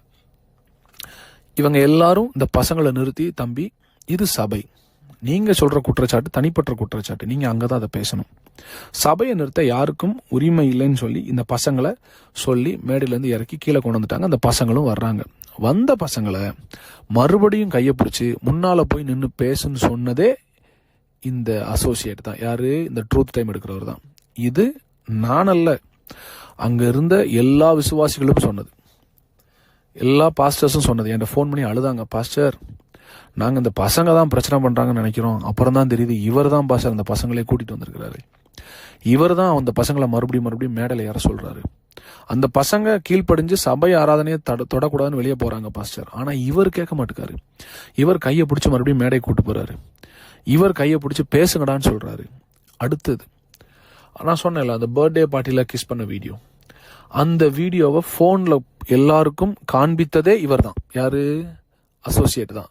இந்த ட்ரூத் டைம் நடத்துகிறவர் தான். அந்த அவர் ஃபோனில், வேற ஒருத்தன் ஃபோனில் இல்லை, அவர் ஃபோனில் எல்லாருக்கும் ப்ளே பண்ணி காமிச்சிருக்கிறாரு. இதுக்கு அங்கே இருக்கிற விசுவாசிகள் சாட்சி, அங்கே இருக்கிற விசுவாசிகள் சாட்சி. இவரே ஃபோனில் அந்த வீடியோ எல்லாத்தையும் காமிச்சு பாருங்க, நம்ம பாஸ்டர் என்ன பண்ணுறாரு பாருங்க. அது ஒரு பெரிய ஆபாசமான வீடியோவும் கிடையாது. அதை காண்பிச்சுட்டு இவங்க சொன்ன அடுத்த குற்றச்சாட்டு என்னன்னா, அது போதுமான ஆதாரம் அது கிடையாததுனால அதை வைத்து ஒரு பெரிய சபையை நிறுத்துவதற்கான ஒரு போதுமான அது ஆதாரமாய் தோன்றாததுனால இவங்க வேற ஒரு பல குற்றச்சாட்டுகளை சேர்ந்து வைக்கிறாங்க. அதில் அவங்க சொன்னது என்னன்னா, இது மட்டும் இல்லை, இதை போல நிறைய வீடியோஸ் நாங்கள் வச்சிருக்கிறோம், இது போல நாங்கள் நிறைய வீடியோஸ் வச்சிருக்கிறோம், அவர் நிறைய பெண்களோட தப்பு பண்ணியிருக்கிறாரு. நான் அந்த அசோசியேட்டை ஒரு காரியத்தை இந்த ஆடியோ மூலமாக சொல்கிறேன். உன்னை நம்பினதுக்கு, உன்னை என் கூட வச்சதுக்கு நீ பண்ண துரோகம் இருக்கு பாரு, உன்னை கடவுள் பார்த்துக்கிடுவார். இதற்கான பதிலை உன் தலைமுறைகள் பார்க்கும். நீங்கள் நடித்த நாடகம், என்கிட்ட நல்லவ மாதிரி நடிச்சுட்டு பசங்களை ஏவி விட்டு நீங்கள் நடித்த நாடகம் வெளியே வராதுன்னு நினச்சி தான் நீங்கள் இவ்வளவும் பண்ணீங்கன்னு தெரியும். ஆனால் கர்த்தர் யாருன்னு சொல்கிறேன், எனக்குள்ள இருக்கிற ஆவியானவர் யாருன்னு சொல்கிறேன், அவர் எல்லாத்தையும் காண்பிச்சு கொடுத்துருவார், எல்லாத்தையும் வெளிச்சத்துக்கு கொண்டு வந்துடுவார். நான் இன்னும் சில உண்மைகளை சொல்கிறேன். அந்த பசங்களை வச்சு பிரச்சனை பண்ணிட்டு சபையை நிறுத்திட்டு சபை ஆராதனை நடக்காதுன்னு எல்லாரையும் போக வச்சிருக்கிறாங்க. என் முதல் கேள்வி, எனக்கு அசோசியேட் பாஸ்டர் இருந்துட்டு இந்த சபைக்கும் எனக்கும் சம்மந்தம் இல்லைன்னு சொல்லி வெளியே போனேன், உங்களுக்கு மறுபடியும் அந்த சபையில் என்ன வேலை? அதுவும் கரெக்டாக இந்த பசங்க வர்ற அன்னைக்கு. ஒருவேளை என் பில்டிங்கு எந்த பிரச்சனையும் வந்துடக்கூடாதுன்னு காப்பாற்ற வந்தேன், இல்லை பாஸ்டர் மேலே கையை வச்சிடக்கூடாதுன்னு காப்பாற்ற வந்தேன். நான் அந்த சபையில் அன்னைக்கு ஞாயிற்றுக்கிழமை காலையில் இல்லைன்ற விஷயம் உங்களுக்கு தெரியும். அப்புறம் எப்படி இந்த பசங்க நீ அட்டாக் பண்ணுவாங்க நீங்கள் சொன்னீங்க? ரெண்டாவது, கரெக்டாக எப்படி அவங்க வந்த டைமுக்கு நீங்களும் வந்தீங்க? சரி, அப்படியே அவங்க ஃபோன் பண்ணி சொல்லியிருந்தாலும் அந்த பில்டிங் உங்கள் அப்பா பேரில் இருக்குது, நீங்கள் தான் ஓனரு. பக்கத்தில் இருக்கிற போலீஸ் ஸ்டேஷன் ஃபோன் பண்ணி இந்த மாதிரி எங்கள் பில்டிங்க்கு 4 பேர் பிரச்சனை பண்ண வர்றாங்க சார், எங்களுக்கு பாதுகாப்பு வேணும்னு நீங்கள் கொடுத்துருக்கணுமா இல்லையா? என் கூட 5 வருஷம் இருந்தீங்களே, உங்களை எல்லா மேடையிலும் ஏற்றி உட்கார வச்சேனே, என் பிரசங்கத்துக்கு முன்னால் உங்களுக்கு 15 நிமிஷம் 20 நிமிஷம் மைக்கை கொடுத்து பேசுங்கன்னு சொன்னேன். இந்த சபையில் எனக்கு என்ன மரியாதை கொடுக்குறீங்களோ அதே மரியாதையை இவருக்கும் கொடுங்க அப்படின்னு சொல்லி உங்களை பக்கத்தில் நிறுத்தி வச்சுருந்தேனே, அதுக்கு நீங்கள் காண்பித்த நன்றி தானே அது? அதுக்கு நீங்கள் காண்பித்த நன்றி தானே அது? மான வேதனையோடு சொல்கிறேன், என் சபையை நான் திருப்பி ஆரம்பிப்பேன், என்னுடைய ஊழியம் திரும்ப வளரும், கர்த்தர் என் பக்கத்தில் இருக்கார், ஜனங்களும் என்னை புரிந்து கொள்வார்கள். நான் மறைஞ்சு ஓடி வாழ்கிற கூட்டம் கிடையாது. நான் ஆண்டோடைய பிள்ளை, அவர் என்னை நீதிமானா மாற்றிருக்கிறார்.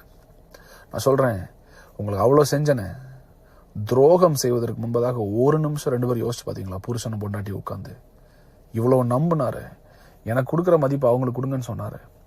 இந்த சபை ஒருவேளை நான் அடுத்து கிளை சபைகள் வேறு தேசங்களில் ஆரம்பித்தா நான் போவேன், அப்போ இந்த சபை எவ்வளோ பெரிய சபையாக இருந்தாலும் இதை என்னுடைய அசோசியேட் கையில் கொடுத்துட்டு போவேன்னு சொன்னேன். எப்படி அவங்களுக்கு மனசு வந்துச்சு? இப்படி ஒரு இருதயம் உள்ள ஒரு மனுஷனை நீங்கள் சிதைப்பதற்கு மனசாட்சியில் உங்கள் 2 பேருக்கும் மனசாட்சி இல்லை, நீங்களாம் பைபிளை தொடாதீங்க. இல்லை பிரசங்க வர பண்ணுறீங்க, அன்று கர்த்தர் நல்லவர்னு.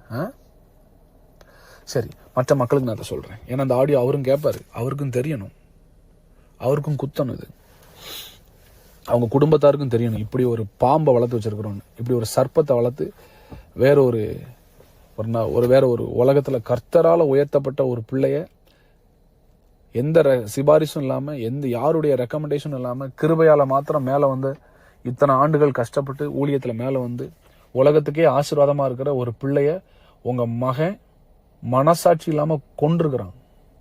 அது உங்களுக்கு கேட்கணும், உங்களுக்கு புரியணும். சாபத்தை சம்பாதிச்சு வச்சிருக்கீங்க நீங்கள். மக்களுக்கு நான் சொல்கிறேன், அன்னைக்கு அந்த பிரச்சனை நடக்கும்போது கூட இருந்த எல்லாரும் அநேக ஆதாரமற்ற குற்றச்சாட்டுகள் அவங்க வந்து காண்பிச்சு இந்த ஒரு வீடியோ தான், ஆனால் நிறைய வச்சிருக்கோன்னு சொன்னாங்க. எங்கே வச்சிருக்கிறீங்க? ரிலீஸ் பண்ணுங்கடா. நீங்கள் உங்கள் கையில் இல்லைன்னு தெரியும். இந்த ஒரு வீடியோ வச்சுட்டு இன்னும் நிறையா இருக்குது, இன்னும் நிறையா இருக்குது. யார் நீங்கள்லாம்? நிறையா வச்சு நீங்கள் காண்பிக்காத ஆட்களா? மனசாட்சி இல்லாதவனடா நீங்கள்லாம். உங்கள் மேலே இம்பார்ட்டேஷன் வச்சு உங்களை போராட்டத்துக்குலாம் நான் காரில் கூப்பிட்டு போய் சாப்பாடு வாங்கி கொடுத்து என் கூட ஸ்டார் ஹோட்டலில் தங்க வச்சு எனக்குரிய மரியாதை உங்களுக்கு கொடுத்து எத்தனையோ மீட்டிங்கில் எனக்கு போட்ட சால்வை உங்களுக்கு நான் போட்டு உங்களை கூட வச்சு ஊழியத்தில் நான் படித்து கொடுத்து எப்படி பிரசங்கம் பண்ணணும், எப்படி அனாயிண்டிங்களை நடத்தணும், எப்படி டெலிவர் பண்ணணும், எப்படி ஹீல் பண்ணணும் நான் சொல்லிக் கொடுத்தே நீங்கள் எனக்கு கொடுத்த பாடம் தானடா. அப்போ இவ்வளோ நாள் நீங்கள் என் கூட இருந்து என் காசு பணம் என் பெயர் புகழ் தான் உங்களுக்கு அவ்வளோ எரிச்சலை உண்டு பண்ணியிருக்கு, உங்களுக்கு பொறாமை உண்டு பண்ணியிருக்கு. அப்படி தானே? என் முகத்திலே முடிச்சிடாதீங்க நீங்கள் யாரும். ஆண்டவர் உங்களை பார்த்துக்கிடுவார். நான் என்னைக்கோ மாம்சத்தில் செயல்பட்டால் நான் பண்ணியிருக்கலாம், சில தவறான காரியத்தை செய்திருக்கலாம், எனக்கும் தோணுச்சு. பட் ஆனால் ஆண்டவரை நான் நம்புறேன்டா, ஆண்டவரை நான் நம்புறேன். எனக்கு அவர் நீதி செய்வார் நான் நம்புறேன். அதனால தான் நான் அமைதியாக இருக்கிறேன். சபை மக்களுக்கு நான் சொல்கிறேன், இவங்க அன்றைக்கி என்னை மிரட்டி ஒரு குரூப்பாக உட்காந்து அன்றைக்கி வந்தது எல்லாமே எனக்கு விரோதமான ஆட்கள். யார் யார் மேலே சர்ச்சில் நான் ஆக்ஷன் எடுத்திருந்தனோ, ஐ மீன் தனியாக கூப்பிட்டு பர்சனலாக வார்ன் பண்ணணும், அவங்க எல்லாரும் அன்றைக்கி வந்து உட்காந்துருக்குறாங்க. அதில் ஒரு சிலர் ஏமாற்றப்பட்டார்கள்னு எனக்கு தெரியும். எனக்கு ஃபோன் பண்ணிவிட்டு 40 லட்சம் நீ இப்போ கொடுக்கலன்னா இந்த வீடியோவை ரிலீஸ் பண்ணிடுவோம். இதை சொல்லும்போது இந்த ட்ரூத் டைம் எடுக்கார்ல, ட்ரூத் டைம் பைபிள் காலேஜ் நடத்தார்ல ட்ரூத் டைம், அவரும் அங்கே நிற்கிறாரு. 40 லட்சம் கொடுக்கலன்னா, இந்த பசங்களை வச்சே பேசுறாரு, அவர் அமைதியாக நின்றுட்டு ஏவி மட்டும் விடுறாரு. 40 லட்சம் நீ கொடுக்கலன்னா உன்னை வந்து நாங்கள் இந்த வீடியோவை யூடியூப்ல போட்டுறோம். அப்போ நான் சொன்னேன், நீங்கள் போடுங்கடா, பிரச்சனை இல்லை, பார்த்துக்கலாம். நான் எதற்காக அமைதியாக இருந்தேன்னா, அந்த சம்பவம் நடக்கும்போது என் மனைவி அங்கேருந்து எல்லாத்துக்கும் தலையாட்டிட்டு இருந்தா. இந்த ஆடியோ அவளும் கேட்பான்னு எனக்கு தெரியும்.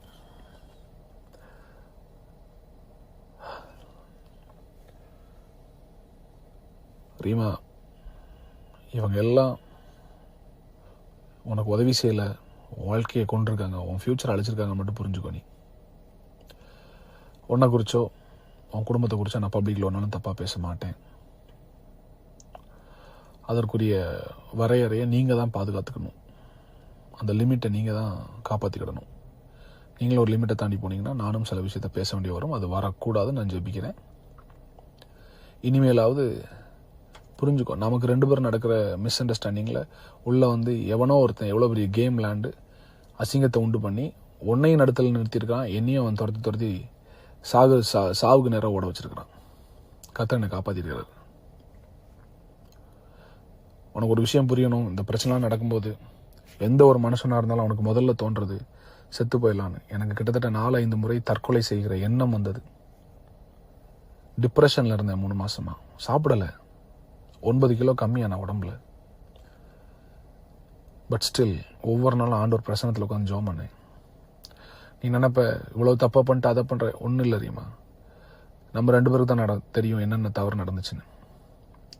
என்னவா இருந்தாலும் அதை கர்த்தர் என்னை பார்த்துக்கிடுவார். மறுபடியும் சொல்கிறேன், ஒன்றை நான் பொது இடத்துல அசிங்கப்படுத்த மாட்டேன். நீயே ஒருவேளை வந்து வெளியில் என்னை பற்றி தப்பாக சொன்னாலும் I will never open my mouth to tell the world who you are and I will never do that. Yeah. I love my son, Zain. சபை மக்களுக்கு நான் சொல்கிறேன், அன்னைக்கு 40 லட்ச ரூபா டிமாண்ட் பண்ணுறாங்க, நான் கொடுக்க முடியாதுன்னு சொன்னேன்னா அன்னைக்கு சாயங்காலமே யூடியூப்காரங்களுக்கு ஃபோன் பண்ணி இந்த மாதிரி ஒரு பிரச்சனை போகுதுன்னு எனக்கு கொஞ்சம் கொஞ்சமாக கொடுக்குறாங்க, பெயின் கொடுக்குறாங்க. நான் சொல்கிறேன், அதாவது ஒரு மனுஷனுக்கு வந்து எவ்வளவு பெயினை தாங்கிக் கொள்வதற்கு பலன் இருக்குன்னு எனக்கு தெரியல. பட் நான் வந்து சில நாள் ஆண்டவர்கிட்ட நான் அழுது சொன்னேன், எனக்கு பலன் இல்லை ஆண்டவரே, எனக்கு பலன் இல்லை. எஸ், நான் சந்தோஷமான ஜான் ஜெபராஜ், ஆடி பாடுற ஜான் ஜெபராஜ் தேவ பிரசன்னத்தில். எஸ், உண்மை. நானும் மனுஷன் தானே, என்னால் முடியல ஆண்டவர். நான் ஒன்று ஆண்டவர்கிட்ட சொன்னேன், ஆண்டவரே ஒன்று என்ன எடுத்துக்கோங்க, இல்லை நாங்கள் வந்துடுறேன், என்னால் இங்கே முடியல ஆண்டவரே. இதற்கிடையே இவங்க எல்லாரும் சேர்ந்து என்னுடைய ஆதரவாளர்கள், என் கூட நிற்கிற சில பெரிய ஊழியர்களுக்கு இவங்க ஏற்கனவே 1-2 மாதங்களுக்கு முன்பதாகவே இவங்க தனிப்பட்ட விதத்தில் ஃபோன் பண்ணி பேசி, இவங்க எல்லாரும் சேர்ந்து ஆமான்னு சொன்ன உடனே அவங்களும் நம்பி, இவங்க யாருமே இந்த பிரச்சனை நடக்கும்போது எனக்கு ஒரு ஃபோன் கூட பண்ணல.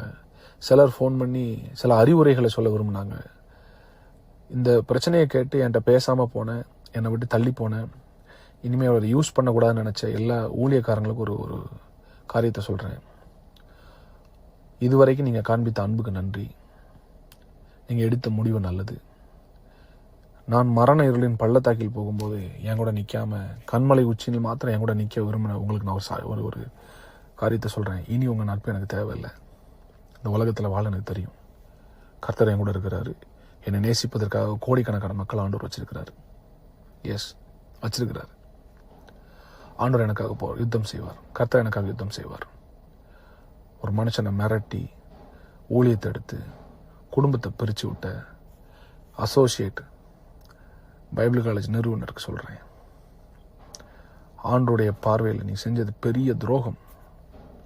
கிருபையை பேசுகிறேன்னு சொல்லிட்டு என்னைய கவர் பண்ணுறதை விட்டுட்டு என் நிர்வாணத்தை வெளியில் காமிச்ச ஒன்று உன் குடும்பத்தை கர்த்தர் பார்த்துக்குவார். வயிறு எறிஞ்சு சொல்கிறேன், கர்த்தர் பார்த்துட்டு வரோம். இதெல்லாம் நடக்கும்போது நான் எங்கள் ஊருக்கு போயிட்டேன். எங்கள் ஊரில் இருந்து நான் எல்லாத்தையும் டீல் பண்ணிகிட்டு இருக்கிறேன். நீங்கள் எல்லாம் புரிஞ்சுக்கோங்க. இந்த சபையை நானே கொடுப்பேன்னு சொல்லும்போது எனக்கு வேண்டான்னு சொல்லிட்டு போனேன் இந்த அசோசியேட் ட்ரூத் டைம் எடுக்கிறவர் கரெக்டாக அந்த சபை நிறுத்தப்பட்ட அடுத்த ஒரு வாரத்தில் சபை தொடங்குறாரு. சபை தொடங்கினவர் என்ன பண்ணார் அப்படின்னா, நம்ம சர்ச்சில் மீடியாவில் இருக்கிற எல்லா கான்டாக்டையும் கம்ப்யூட்டர்லேருந்து திருடிட்டு போய் அங்கே இருக்கிற நம்ம ஜனங்கள் ஜான் ஜெபராஜ்ன்ற பேரை பார்த்து சபைக்கு வந்த எல்லா விசுவாசிகளுக்கும் இவங்க மெசேஜ் அனுப்புகிறாங்க, நாங்கள் சர்ச் திறக்கிறோம் வாங்கன்னு. ஜனங்கள் வந்தார்களா? எஸ், ஆரம்பத்தில் ஒரு 70-80 பேர் வந்தாங்க. ஆனால் இப்போ நான் கேள்விப்பட்டேன் ஒரு 20-30 பேர் தான் போகிறாங்கன்னு. வந்தவங்ககிட்டலாம் இவர் என்ன சொல்லியிருக்கிறாரு, பாஸ்டர் திடுன்னு விட்டுட்டு போயிட்டாரு, வேறு வழி இல்லை, நான் சர்ச் நடத்துகிறேன், அவர் எப்போ வந்தாலும் இந்த சர்ச்சை நான் திருப்பி கொடுத்துருவேன். பிசாசுக்கு ஒரு வசனத்தில் ஒரு இது உண்டு, அவன் பொய்யனும் பொய்க்கு பிதாவுமாக இருக்கிறான். இவ்வளோத்த சொன்ன நீ ஏன்பா அன்னைக்கு இந்த வீடியோவை சபா மக்களுக்கு உன் ஃபோனில் காமிச்ச? 40 லட்ச ரூபா அவன் கேட்கும்போது பக்கத்தில் தான் நீ நின்றுட்டு இருந்த. சரி, சபையை மூடினீங்களே, சபையை மூடிட்டு சாவியை எதுக்கு நீ உன் வீட்டுக்கு எடுத்துகிட்டு போன? உங்கள் அப்பா கட்டடம், நான் வாடகை கொடுக்குறேன், நான் அட்வான்ஸ் கொடுத்துருக்கேன், நான் தான் அந்த கட்டடத்தையே கட்டியிருக்கேன் மேலே மாடியில். சாவியை எடுத்துகிட்டு போகிறதுக்கு உனக்கு யார் அதிகாரம் கொடுத்தது? பொய் சாவியை எடுத்துகிட்டு போகல, சாவி அங்கே தான் இருந்துச்சு. எஸ், பூட்டப்பட்ட ஒரு நாள் தான் சாவி அந்த பாக்ஸில் இருந்துச்சு. நீ மறுநாள் வந்து சர்ச்சை பூட்டிட்டு நீ சாவியை வீட்டுக்கு கொண்டு போனதை நம்ம சர்ச்சில் இருக்கிற ஜோஸ்ன்ற தம்பியை தான் நான் நியமிச்சிருந்தேன். அந்த தம்பி எனக்கு ஃபோன் பண்ணி சொல்லிட்டான், இந்த மாதிரி அவர் வந்து சாவி எடுத்துகிட்டு வீட்டுக்கு போயிட்டாருன்னு. வீட்டுக்கு போனது மட்டும் இல்லை, அதுக்கப்புறம் நான் அந்த சர்ச்சில் இருக்கிற மொத்த இன்டீரியர்ஸை நான் தான் பண்ணியிருக்கிறேன். நம்முடைய PA சிஸ்டம், நம்முடைய மியூசிக் சிஸ்டம், நம்முடைய லைட்ஸு, டிவி, ஏசி எல்லாம் உள்ளே இருக்குது. அதை நான் கேட்குறேன், எனக்கு வேணும்னு கேட்குறேன். சாவி இவர் கையில் இருக்குது. நான் பொருளை திருப்பி கேட்டோன்னே அவர் சொன்னது, அவர் திரும்பி வந்தால் தான் கொடுப்போம். ஏன்னா இந்த வீடியோ வச்சு இவங்க மிரட்டினதுனால, எங்கள் சபை மக்கள்கிட்ட இந்த வீடியோவை போட்டு காமிச்சதுனால எனக்கு கூச்சம், எனக்கு வெட்கம், என் ஜனங்கள் என்னை வந்து என்ன நினைப்பாங்கன்னு சொல்லிட்டு நான் வந்து நொறுக்கப்பட்டு நான் வர முடியாத சூழ்நிலை. அப்போ நான் வேற ஒரு பிரதரை வச்சு தான், நம்முடைய சபையின் மூப்பர் பிரதர் ராஜ்குமார் வச்சு தான் நான் டீல் பண்ணுறேன். பிரதர் ராஜ்குமார், நீங்கள் வந்து இது பொருளை கேளுங்க. அதுக்கு அவர் சொன்னது, அதுக்கு வந்து அசோசியேட் அவர் ட்ரூத் டைம் எடுக்கிறவர் சொல்கிறாரு, அவர் நேரில் வந்து தான் சாட்சி இது பொருளை தருவேன். அப்புறம் நாங்கள் ஒரு லெட்டர் எழுதி கொடுக்குறோம், அஃபிஷியல் லெட்டர், என்னுடைய லெட்டர் எழுதி கொடுத்து என்னுடைய பொருட்கள்லாம் ரிலீஸ் பண்ணும். அதுக்கு அவங்க அப்பாவும் அவரும் சேர்ந்துட்டு அவர் வந்தால் தான் கொடுப்போம். இவங்க என்ன நினச்சிட்டாங்க, நான் வரமாட்டேன், அந்த பொருளையும் ஆட்டையை போட்டுடலாம் அப்படின்னு. கடைசியில் அந்த பொருளுக்கு ஒரு விலை பேசுகிறாங்க என்னுடைய மூப்பர்கிட்ட. எல்லா பொருளையும் சேர்த்து நாங்கள் ஒரு 1.5 லட்ச ரூபாய்க்கு எடுத்துக்கிறோம். என் பிஐ சிஸ்டம் மட்டுமே 15 லட்ச ரூபா. கீபோர்டு, ட்ரம்ஸு, கிட்டாரு, உள்ள இருக்க full interior, extra speakers, TV, 3 TV, AC, 3 camera, computer, 2 computer, இன்னும் நிறைய பொருட்களுக்கு எனக்கு மனசில் வரமாட்டேங்குது. இப்போ இவ்வளோ நான் உள்ளே வச்சிருக்கிறேன். கிட்டத்தட்ட 40-50 லட்ச ரூபா பொருள் உள்ளே இருக்குது. 1.5 லட்ச ரூபாய் கேட்குறாரு. அப்போ நான் சொன்னேன், எனக்கு பொருள் வேணும். ஏன்னா எங்களுக்கு நிறைய சபை இருக்குது. இல்லை ஏதாவது கஷ்டப்பட்ட ஏழை ஊழியர்களுக்கு நான் கொடுத்துட்றேன். 1.5 லட்ச ரூபாய்க்கு நான் அதை ஏமாற விரும்பல, எனக்கு வேணும்னு சொல்கிறேன். பொருளை கேட்டதுனால இவர் கையில் தானே சாவி இருந்தது. இவர் கையில் சாவி இருக்கும்போது எப்படி அந்த டிரைவர் வந்து, எனக்கு டிரைவராக ஓடினவன் சர்ச்சில் வந்து 2 ஏசியை தூக்கிட்டு போகிறான். சர்ச்சில் இருக்க கம்ப்யூட்டரை தூக்கிட்டு போகிறாங்க. நம்ம சபையில் மீடியாவில் இருந்த ஒரு பையன், குள்ளமாக இருப்பான் ஒருத்தன், ஒரு பாட்டெலாம் ரிலீஸ் பண்ணியிருக்கிறான். அவன் யாருன்னு இல்லை, நான் ஃபியூச்சரில் சொல்ல தான் போகிறேன். நம்ம சர்ச்சு லேப்டாப்பை தூக்கிட்டு போகிறான், திருடிட்டு போயிருக்கான். அதுக்குடைய பில் நம்ம கையில் இருக்குது. வெகு சீக்கிரத்தில் அதுக்கான கேஸும் நான் கொடுப்பேன். அவனை நான் ஸ்டேஷனில் வச்சு நான் பார்ப்பேன். என் கேமராவை திருடிட்டு போயிருக்கானுங்க. அன்னைக்கு பிரச்சனை நடக்கிற அன்னைக்கு அந்த பசங்கக்கிட்ட யார் யாருக்கு என்னென்ன பொருள் வேணுமோ தூக்கிட்டு போங்கன்னு சொன்னதே இந்த அசோசியேட் தான். யார்? இந்த ட்ரூத் டைம் எடுக்கிறவர் தான். இதெல்லாம் யார் பாஸ்டர் சொன்னா? அங்க இருந்த 20க்கும் மேற்பட்ட நம்முடைய விசுவாசிகள், என்னை நேசிக்கிறவர்கள், என்னை நேசிக்கிறவர்கள், நான் சொல்லிக் கொடுத்த கிருபையை உண்மையாய் புரிந்து கொண்டவர்கள், தேவ மனிதனை கனம் செய்கிற ஒரு 30-35 பேர் பார்த்தவங்க சொன்னாங்க, அன்னைக்கு பொருள் எடுத்துட்டு போக சொன்னதே இவர் தான். இது போக எனக்கு ஆதரவு தெரிவிச்சு, அப்பா என்னதான் இருந்தாலும் அவர் நம்ம ஊழியக்காரர், இவ்வளோ பெரிய சபையை கட்டியிருக்கிறாரு, நமக்காக இவ்வளோ தியாகம் பண்ணியிருக்கிறாரு, பர்சனல் மேட்டரை நீங்கள் சர்ச்சில் கொண்டு வந்து பேசி அசிங்கப்படுத்தாதீங்க, விடுங்கன்னு சொன்னபோது அவங்ககிட்டையும் போய் வீடியோ காண்பிச்சு, இன்னும் அவரை நம்புறீங்க, வாங்க அவரை விட்டுட்டு வாங்க, நம்மெல்லாம் தனியாக சபை ஆரம்பிப்போன்னு சொன்னதே இவர் தான். சரி, பொருளை தரல. அதுக்கப்புறம் நானே ஃபோன் பண்ணேன் அவருக்கு. அவர் ஃபோன் அட்டன் பண்ணலை. எப்படி அட்டன் பண்ணுவார்? துரோகம் செஞ்சே தெரியும்ல, எப்படி மனசாட்சி குத்தும்ல. அப்போ ஒரு மனைவிக்கு நான் ஃபோன் பண்ணி பேசும்போது நான் சில காரியத்தை கேட்கும்போது அவங்களுக்கு பதில் இல்லை. அப்புறம் அவங்க சொன்னாங்க, நீங்கள் எடுத்துக்கோங்க, பொருளை எடுத்துக்கோங்க. பொருளை எடுத்துக்கோங்கன்னு சொல்கிறதுக்கு முத நாள் நைட்டு போய் இவங்க டிவியெல்லாம் உடச்சி ஸ்பீக்கரில் தண்ணியை ஊற்றி இந்த பசங்களை வச்சு எல்லா ஸ்பீக்கர்ஸையும் நாசமாக்குறாங்க. இப்போ நான் அந்த மிக்சர்லாம் கொண்டு வந்து நான் ஒர்க் பண்ண வச்சா மிக்சர் ஒர்க் ஆக மாட்டேன். மிக்சரை உடச்சிருக்கிறாங்க, ஸ்பீக்கர்ஸ்குள்ளே தண்ணி ஊற்றிருக்கிறாங்க. டிவி 3 டிவிலுமே ஒரு ஸ்பேனர் வச்சு குத்திருக்கு, ஸ்க்ரூ டிரைவர் வச்சு குத்தி ஃபுல் ஸ்க்ரீன் உடஞ்சிருக்குது. ஒன்று பொருளை ஏன்ட்ட விட்டுட்டு போ, இல்லாட்டா உனக்கு அது தரமாட்டேன்ற ஒரு எண்ணத்தில், யாருக்கும் கிடைக்கக்கூடாது, எங்களுக்கு கிடைக்காது யாருக்கும் கிடைக்கக்கூடாதுன்ற எண்ணத்தில் அதை சிதைக்கிறாங்க. சரி, அது ஒரு பக்கம் போட்டு இதெல்லாம் நடக்கும்போது அடுத்து இந்த டீம் என்ன பண்ணுறாங்கன்னா, நம்முடைய சபை கட்டடத்துக்காக கிட்டத்தட்ட நம்ம வந்து 87 லட்சத்துக்கிட்ட நம்ம சேகரித்தோம்.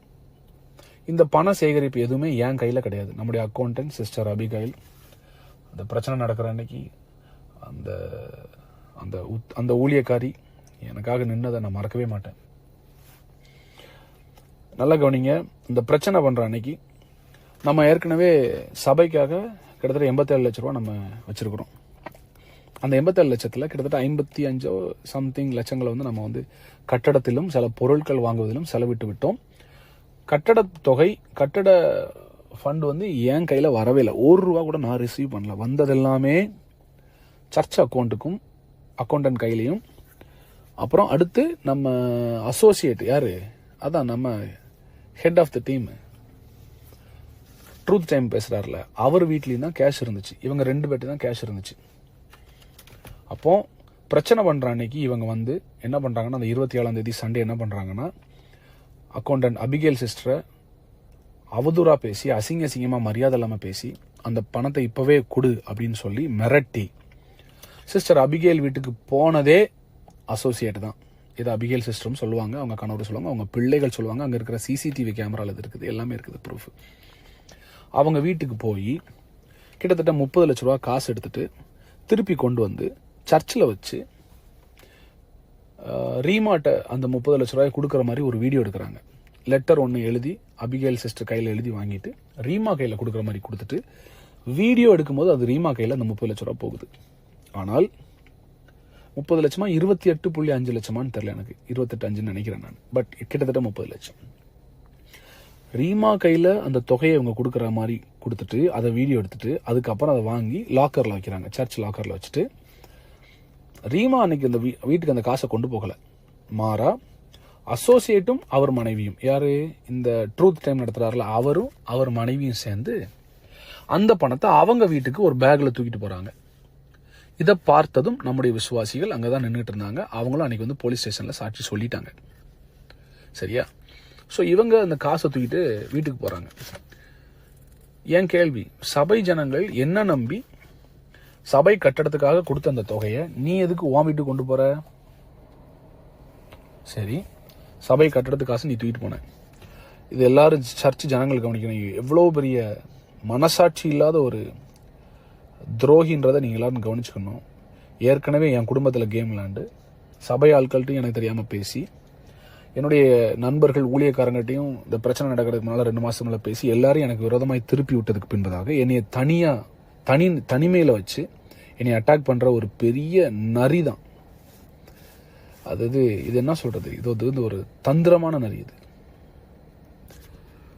என்னைய தனிமைப்படுத்தி என்னை அட்டாக் பண்ணுன்ற ஒரே எண்ணத்துல தான் இது வந்து ஒரு வேலை செய்யறாரு. கவனிங்க, வேலை செய்யும்போது அந்த பணத்தை இவங்க வீட்டுக்கு கொண்டு போயிட்டாங்க.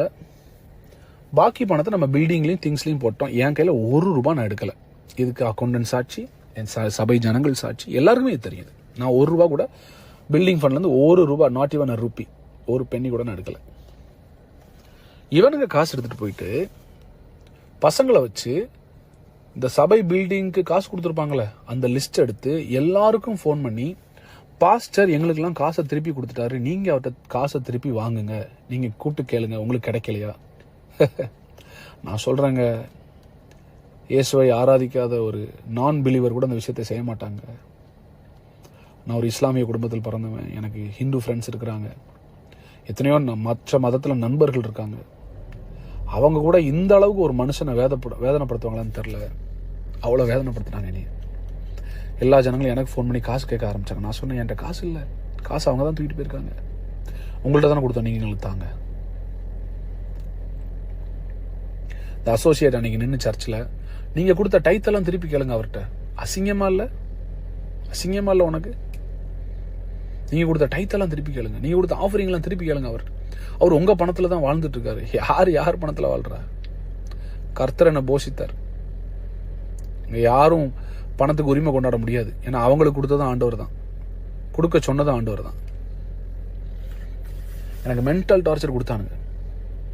ஸோ இந்த பணத்தை ஜனங்கள் எனக்கு ஃபோன் பண்ணி நீங்கள் எங்களுக்கு தரணும்னு சொல்லி எனக்கு பிரச்சனை பண்ணி, அப்புறம் நான் ஒரு சிலர்கிட்ட பெரிய அமௌண்ட் கொடுத்தவங்கள்ட்ட பேசி கொஞ்சம் எனக்கு டைம் கொடுங்க. அப்போ கூட நான் இவனுங்களை காட்டி கொடுக்காம எனக்கு ஒரு சின்ன லேண்ட் ஒன்று வாங்கியிருந்தேன். அந்த லேண்டை விற்று அந்த லேண்டில் இருக்கிற காசை என்ன செஞ்சிடலாம், இந்த காசு கொடுத்த ஆட்களுக்கு கன்ஸ்ட்ரக்ஷன் பில்டிங் ஃபண்டு கொடுத்தவங்களுக்கு கொடுத்துடலான்னு சொல்லி அந்த லேண்டை நான் விற்க போனேன். அது விற்கிறதுக்கு ஒரு புரோக்கர்கிட்ட பேசினேன். அந்த புரோக்கர் லேண்டை அளந்துட்டு இருக்கிறார். அவருடைய பேர், அவர் ஒரு ஊழியக்காரர் தான் சார், வலன் சொல்லிட்டு, வலன் அரசு அவர் பேர். ஏன்னா எதுக்கு இதெல்லாம் சொல்றேன்னா, நான் ஏதோ பொய் சொல்றேன்னு நீங்க நினைச்சிடக்கூடாது. அவர் பேர் வலன் அரசு. அவர் வந்து நான் நினைக்கிறேன் காரமடை பக்கத்தில் ஏதோ ஊழியம் பண்ணிட்டு இருக்கிறார். அவர் அந்த புரோக்கர் வேலையும் அவங்க பண்றாங்க, லேண்ட் புரோக்கிங் பிசினஸும் பண்றாரு. அவர் லேண்ட் அவர் அளந்துட்டு இருக்கும்போது அங்க வந்து நின்று இந்த அசோசியேட் வந்து நின்று இந்த லேண்டை விற்கக்கூடாது. நீ are you professionally trained to kill someone? ஒருத்தனை கொலை செய்வதற்காக நீ வந்து வளர்க்கப்பட்டவனா? நீ ஒருத்தனை வந்து இல்லாம ஆக்குறதுக்கு. நீங்க இந்த ஆடியோ கேட்குற எல்லாருக்கும் நான் சொல்றேன், என்னை ஒரு டாக்டர் செக்அப் பண்ணிட்டு கேட்டாரு, உங்களுக்கு எப்படி ஸ்ட்ரோக் வராமல் இருந்துச்சு?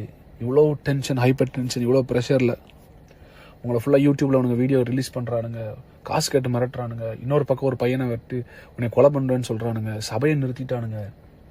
உங்கள் மனைவிக்கு உங்களுக்கு இருந்த சின்ன மிஸ் அண்டர்ஸ்டாண்டிங் அவன் பயன்படுத்தி உள்ளே பூந்து பெரிய பிரச்சனையாக்கி பெர்மனெண்ட்டாக அவன் பிரித்து விட்டுருக்கிறான். இவ்வளோ அவன் பண்ணியிருக்கிறான். எப்படி சார் நீங்கள் இருந்தீங்க?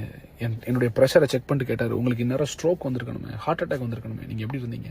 நான் சொன்னேன், என்னை ஆண்டவர் காப்பாற்றினாரு, என் ஆண்டவர் என்னை கைவிடலை.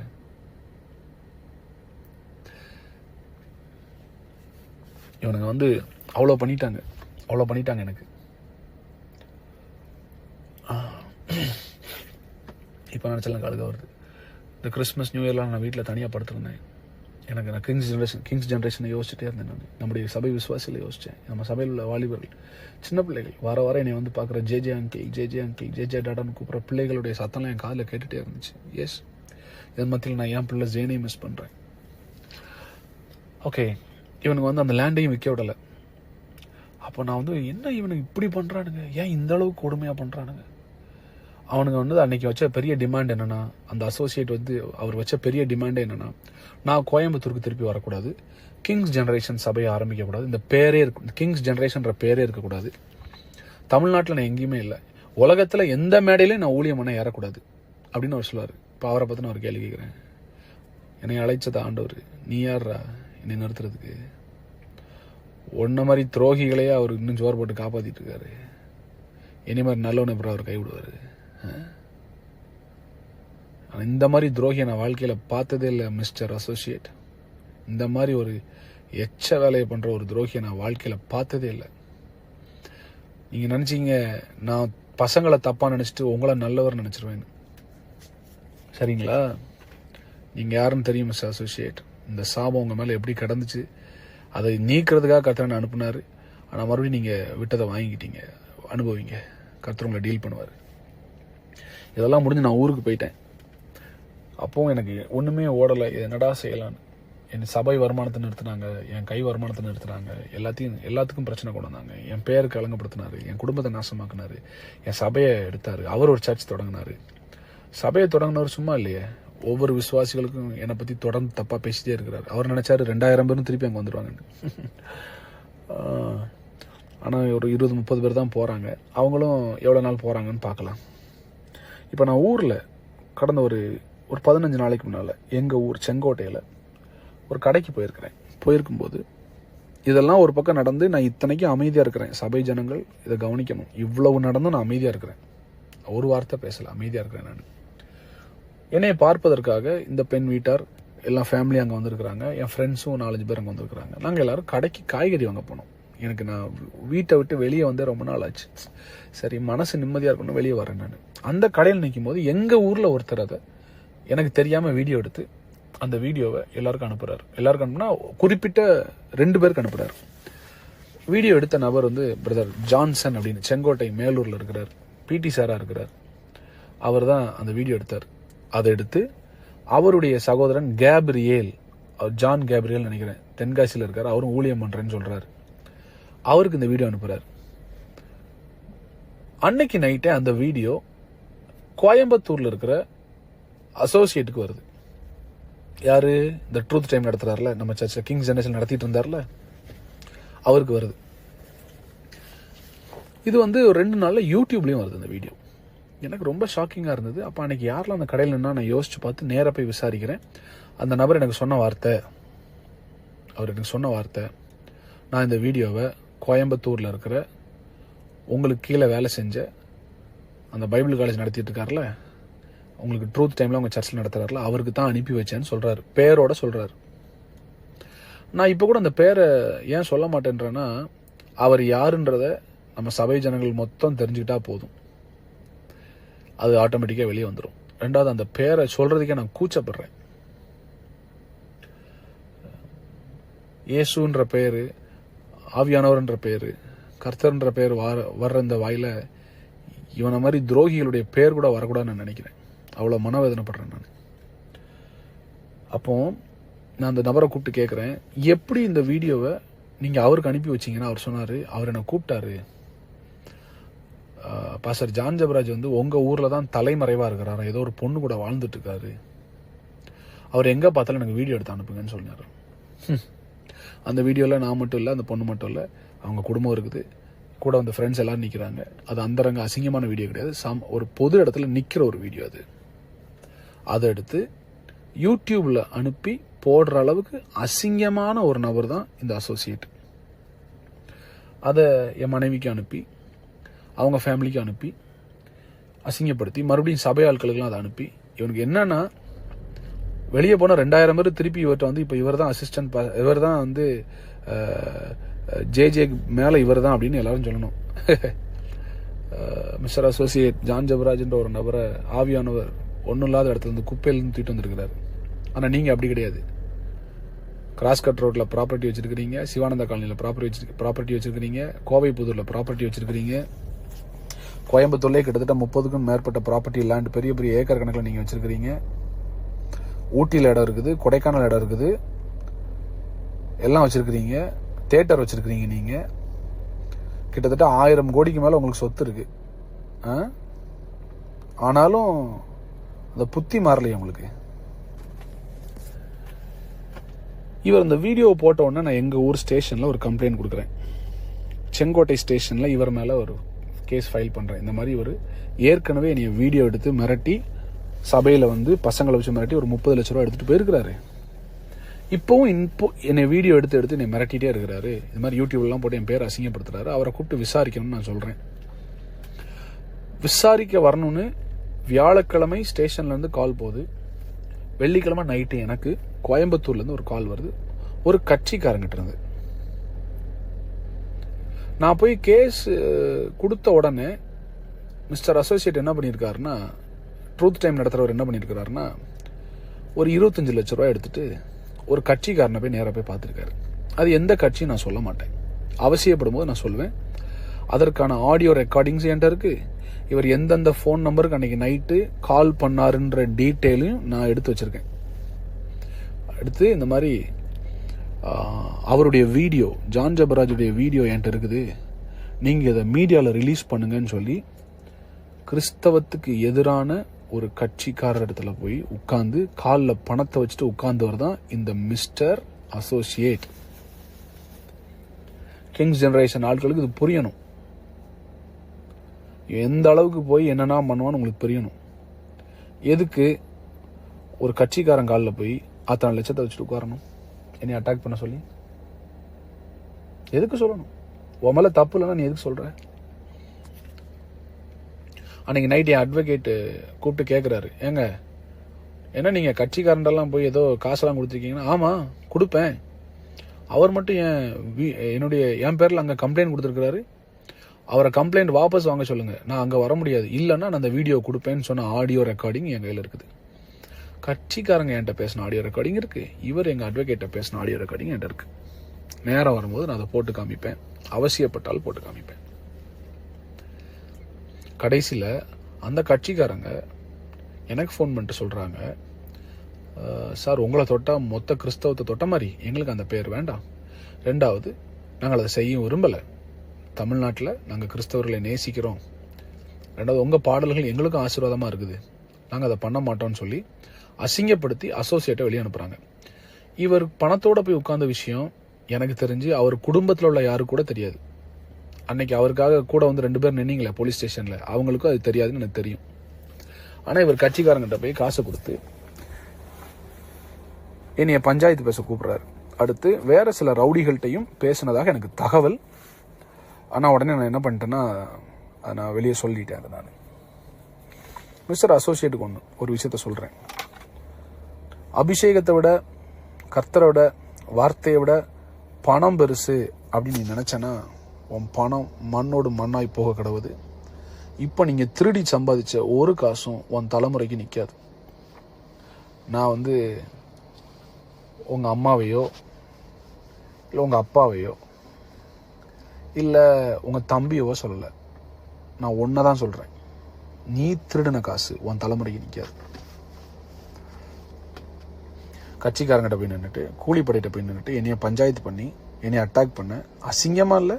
இதில் வேற உன் சர்ச் இப்போ நீ நடத்துகிற சர்ச்சில் ஒரு வாய்ஸ் மெசேஜ் வேறு எல்லாருக்கும். என்ன வாய்ஸ் மெசேஜ்? இந்த மாதிரி ஜான் ஜெபராஜ் பாஸ் என் மேலே பொய்யா கேஸ் கொடுத்துருக்காரு. ஏய் என்னடா டேய், யாரா நீ?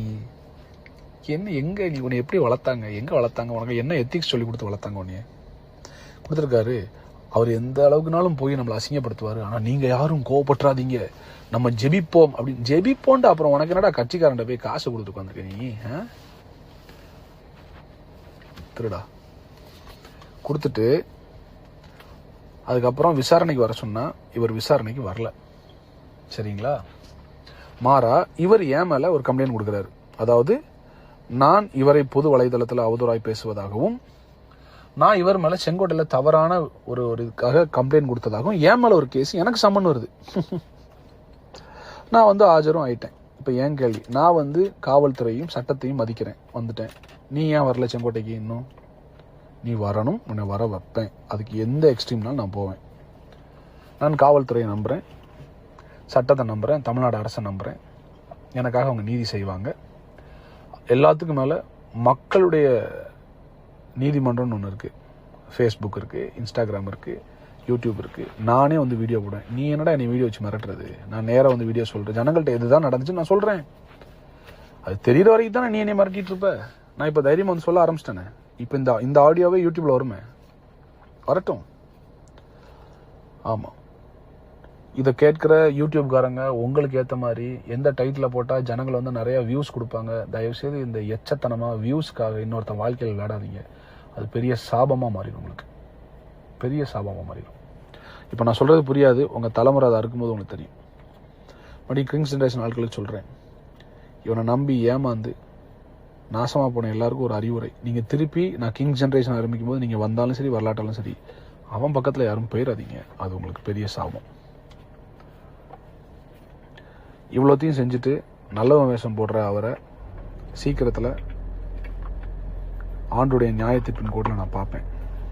கட்டாயம் நான் பார்ப்பேன். அதை கட்டாயம் கத்த எனக்கு அதை செய்வார். கிங்ஸ் ஜென்ரேஷன் ஆட்களுக்கு நான் சொல்ல விரும்பினேன், உங்களுக்கு தெரியணும். நான் கோயம்புத்தூர் ஸ்டேஷனில் வந்து உட்காரும்போது, காவல்துறை அதிகாரி முன்னால் உட்காரும்போது, இவர் கூட நம்ம சபையிலேருந்து ஒரே ஒருத்தர், யார், யூஜின் அப்படின்னு ஒருத்தர் வந்தார். அந்த யூஜின் யார்? ஏற்கனவே சபை நடத்தி சபை ஜனங்கள்லாம் விட்டுட்டு போய் உடம்பு சரியில்லாமல் பாதிக்கப்பட்டு நம்முடைய சபைக்கு ஒரு நாள் வந்து ப்ராஃபட் டிஜோவை பார்க்கணும்னு என்கிட்ட கேட்டு நான் ப்ரேயர் அப்பாயின்மெண்ட் வாங்கி கொடுத்து அதன் பின்பதாக நம்முடைய சபையிலே வச்சுருந்தேன் அவருக்கு நான் சேலரி கொடுக்கல. ஆனால் அவரும் ஒரு பாஸ்டர் நம்ம சர்ச்சில் நான் அனௌன்ஸ் பண்ணேன். நம்ம சர்ச்சில் ஏற்கனவே 12-13 பேருக்கு நம்ம சேலரி கொடுத்ததுனால என்னால் சபை வருமானத்துலேருந்து கொடுக்க முடியாதுனால அவர் நான் சேலரி கொடுக்கல. ஆனால் அதுக்கு பதிலாக அவர் மகளுடைய படிப்புக்கு நான் செலவு பண்ணியிருக்கேன். கடைசி எனக்கு ஞாபகம் இருக்குது, இந்த சபை மூடுறதுக்கு ஒரு வாரத்துக்கு முன்னால் கூட நான் அவருக்கு 1 லட்ச ரூபா அனுப்புனேன். அவருக்கு இது தெரியும், என்ன செய்ய போகிறாங்கன்னு தெரியும். 1 லட்ச ரூபா நான் கொடுத்துட்டு வந்தேன் அவருக்கு. அவர் வந்து நேற்று அவர் கூட காவல்துறை காவல் நிலையத்தில் வந்து உட்காந்துருக்கிறாரு அவரும். நான் மறுபடியும் சொல்கிறேன், இந்த ஆடியோவை நான் என்னுடைய சபை ஜனங்களுக்காக தான் போடுறேன். இது பொது இடத்துக்காக கிடையாது. இது வெளியே வந்தால் இதற்கு நான் பொறுப்பல்ல. ஜான் ஜெபராஜ் ஆகிய நான் இதுக்கு பொறுப்பல்ல. இது என் சபை ஜனங்களுக்கு நான் போடுற ஆடியோ. காரணம், இத்தனையும் செய்துவிட்டு பணத்தை எடுத்துட்டு ஜனங்களை ஏவி விட்டு திருப்பி ஏன்ட்ட பணம் கேட்க வைக்கிற அந்த அசோசியேட்டோட முகம், ஒரிஜினல் கலர் என்னன்னு எல்லாருக்கும் தெரியணுன்றதுக்காக தான் இதை நான் வெளியிடுறேன். என் ஜனங்களுக்காக ஏற்படுத்தப்பட்டது. இது எங்கள் சபை வாட்ஸ்அப் குரூப்புக்காக மாத்திரம் நான் அனுப்புகிற வாட்ஸ்அப் மெசேஜ் இது. ஸோ எனக்காக நிற்கிற, என்னை நேசிக்கிற, குறிப்பாக இந்த சீசனில் என் கூட வந்த ஒரு சிலரோடு மாத்திரம் நான் பயணிக்க விரும்புகிறேன். இவ்வளோ நடந்தாலும் வெளியில் எங்கள் அண்ணனை நாங்கள் நேசிக்கிறோம், ஜேஜே நாங்கள் நேசிக்கிறோம். அவர் எங்கள் பிள்ளை மாதிரி, அவர் ஒரு ஊழியக்காரன். அவரால் எத்தனை சபைகள், எத்தனை கோடி மக்கள் ஆசீர்வதிக்கப்பட்டிருக்கிறாங்க. அவர் பாடல்கள் எங்களுக்கு ஆசீர்வாதமாக இருக்குது. என்ன இருந்தாலும் அவர் ஒரு தெய்வ மனுஷன், எங்கள் பிள்ளை மாதிரின்னு சொல்லி என்னை நேசிக்கிற எல்லா ஊழியர்களுக்கும் நன்றி, எல்லா நல்ல உள்ளங்களுக்கும் நன்றி. உங்களை நான் நேசிக்கிறேன், உங்களுக்காக நான் ஜெபிக்கிறேன். கிங்ஸ் ஜென்ரேஷன் சபை மக்கள், வருகிற ஜூன் 1ஆம் தேதி நம்ம கட்டின அதே கட்டடத்தில் மறுபடியும் நம்ம சபையை தொடங்குவோம். அதற்கான காரியங்கள் போய்கிட்டு இருக்குது. நீங்கள் எல்லாரும் வருவீங்க நான் விசுவாசிக்கிறேன். வர்றவங்க வாங்க, நாம் சேர்ந்து தேவராஜ்யத்தை கட்டுவோம். தொடர்ந்து நாம் பயணிப்போம். கர்த்தருடைய நாமத்தை மாத்திரம் உயர்த்துவோம். I love you all. I seriously missed you all these months. உங்களை நான் மிஸ் பண்ணுறேன். சீக்கிரம் உங்களை சந்திக்கிறேன். கர்த்தர் நல்லவர். Thank you so much.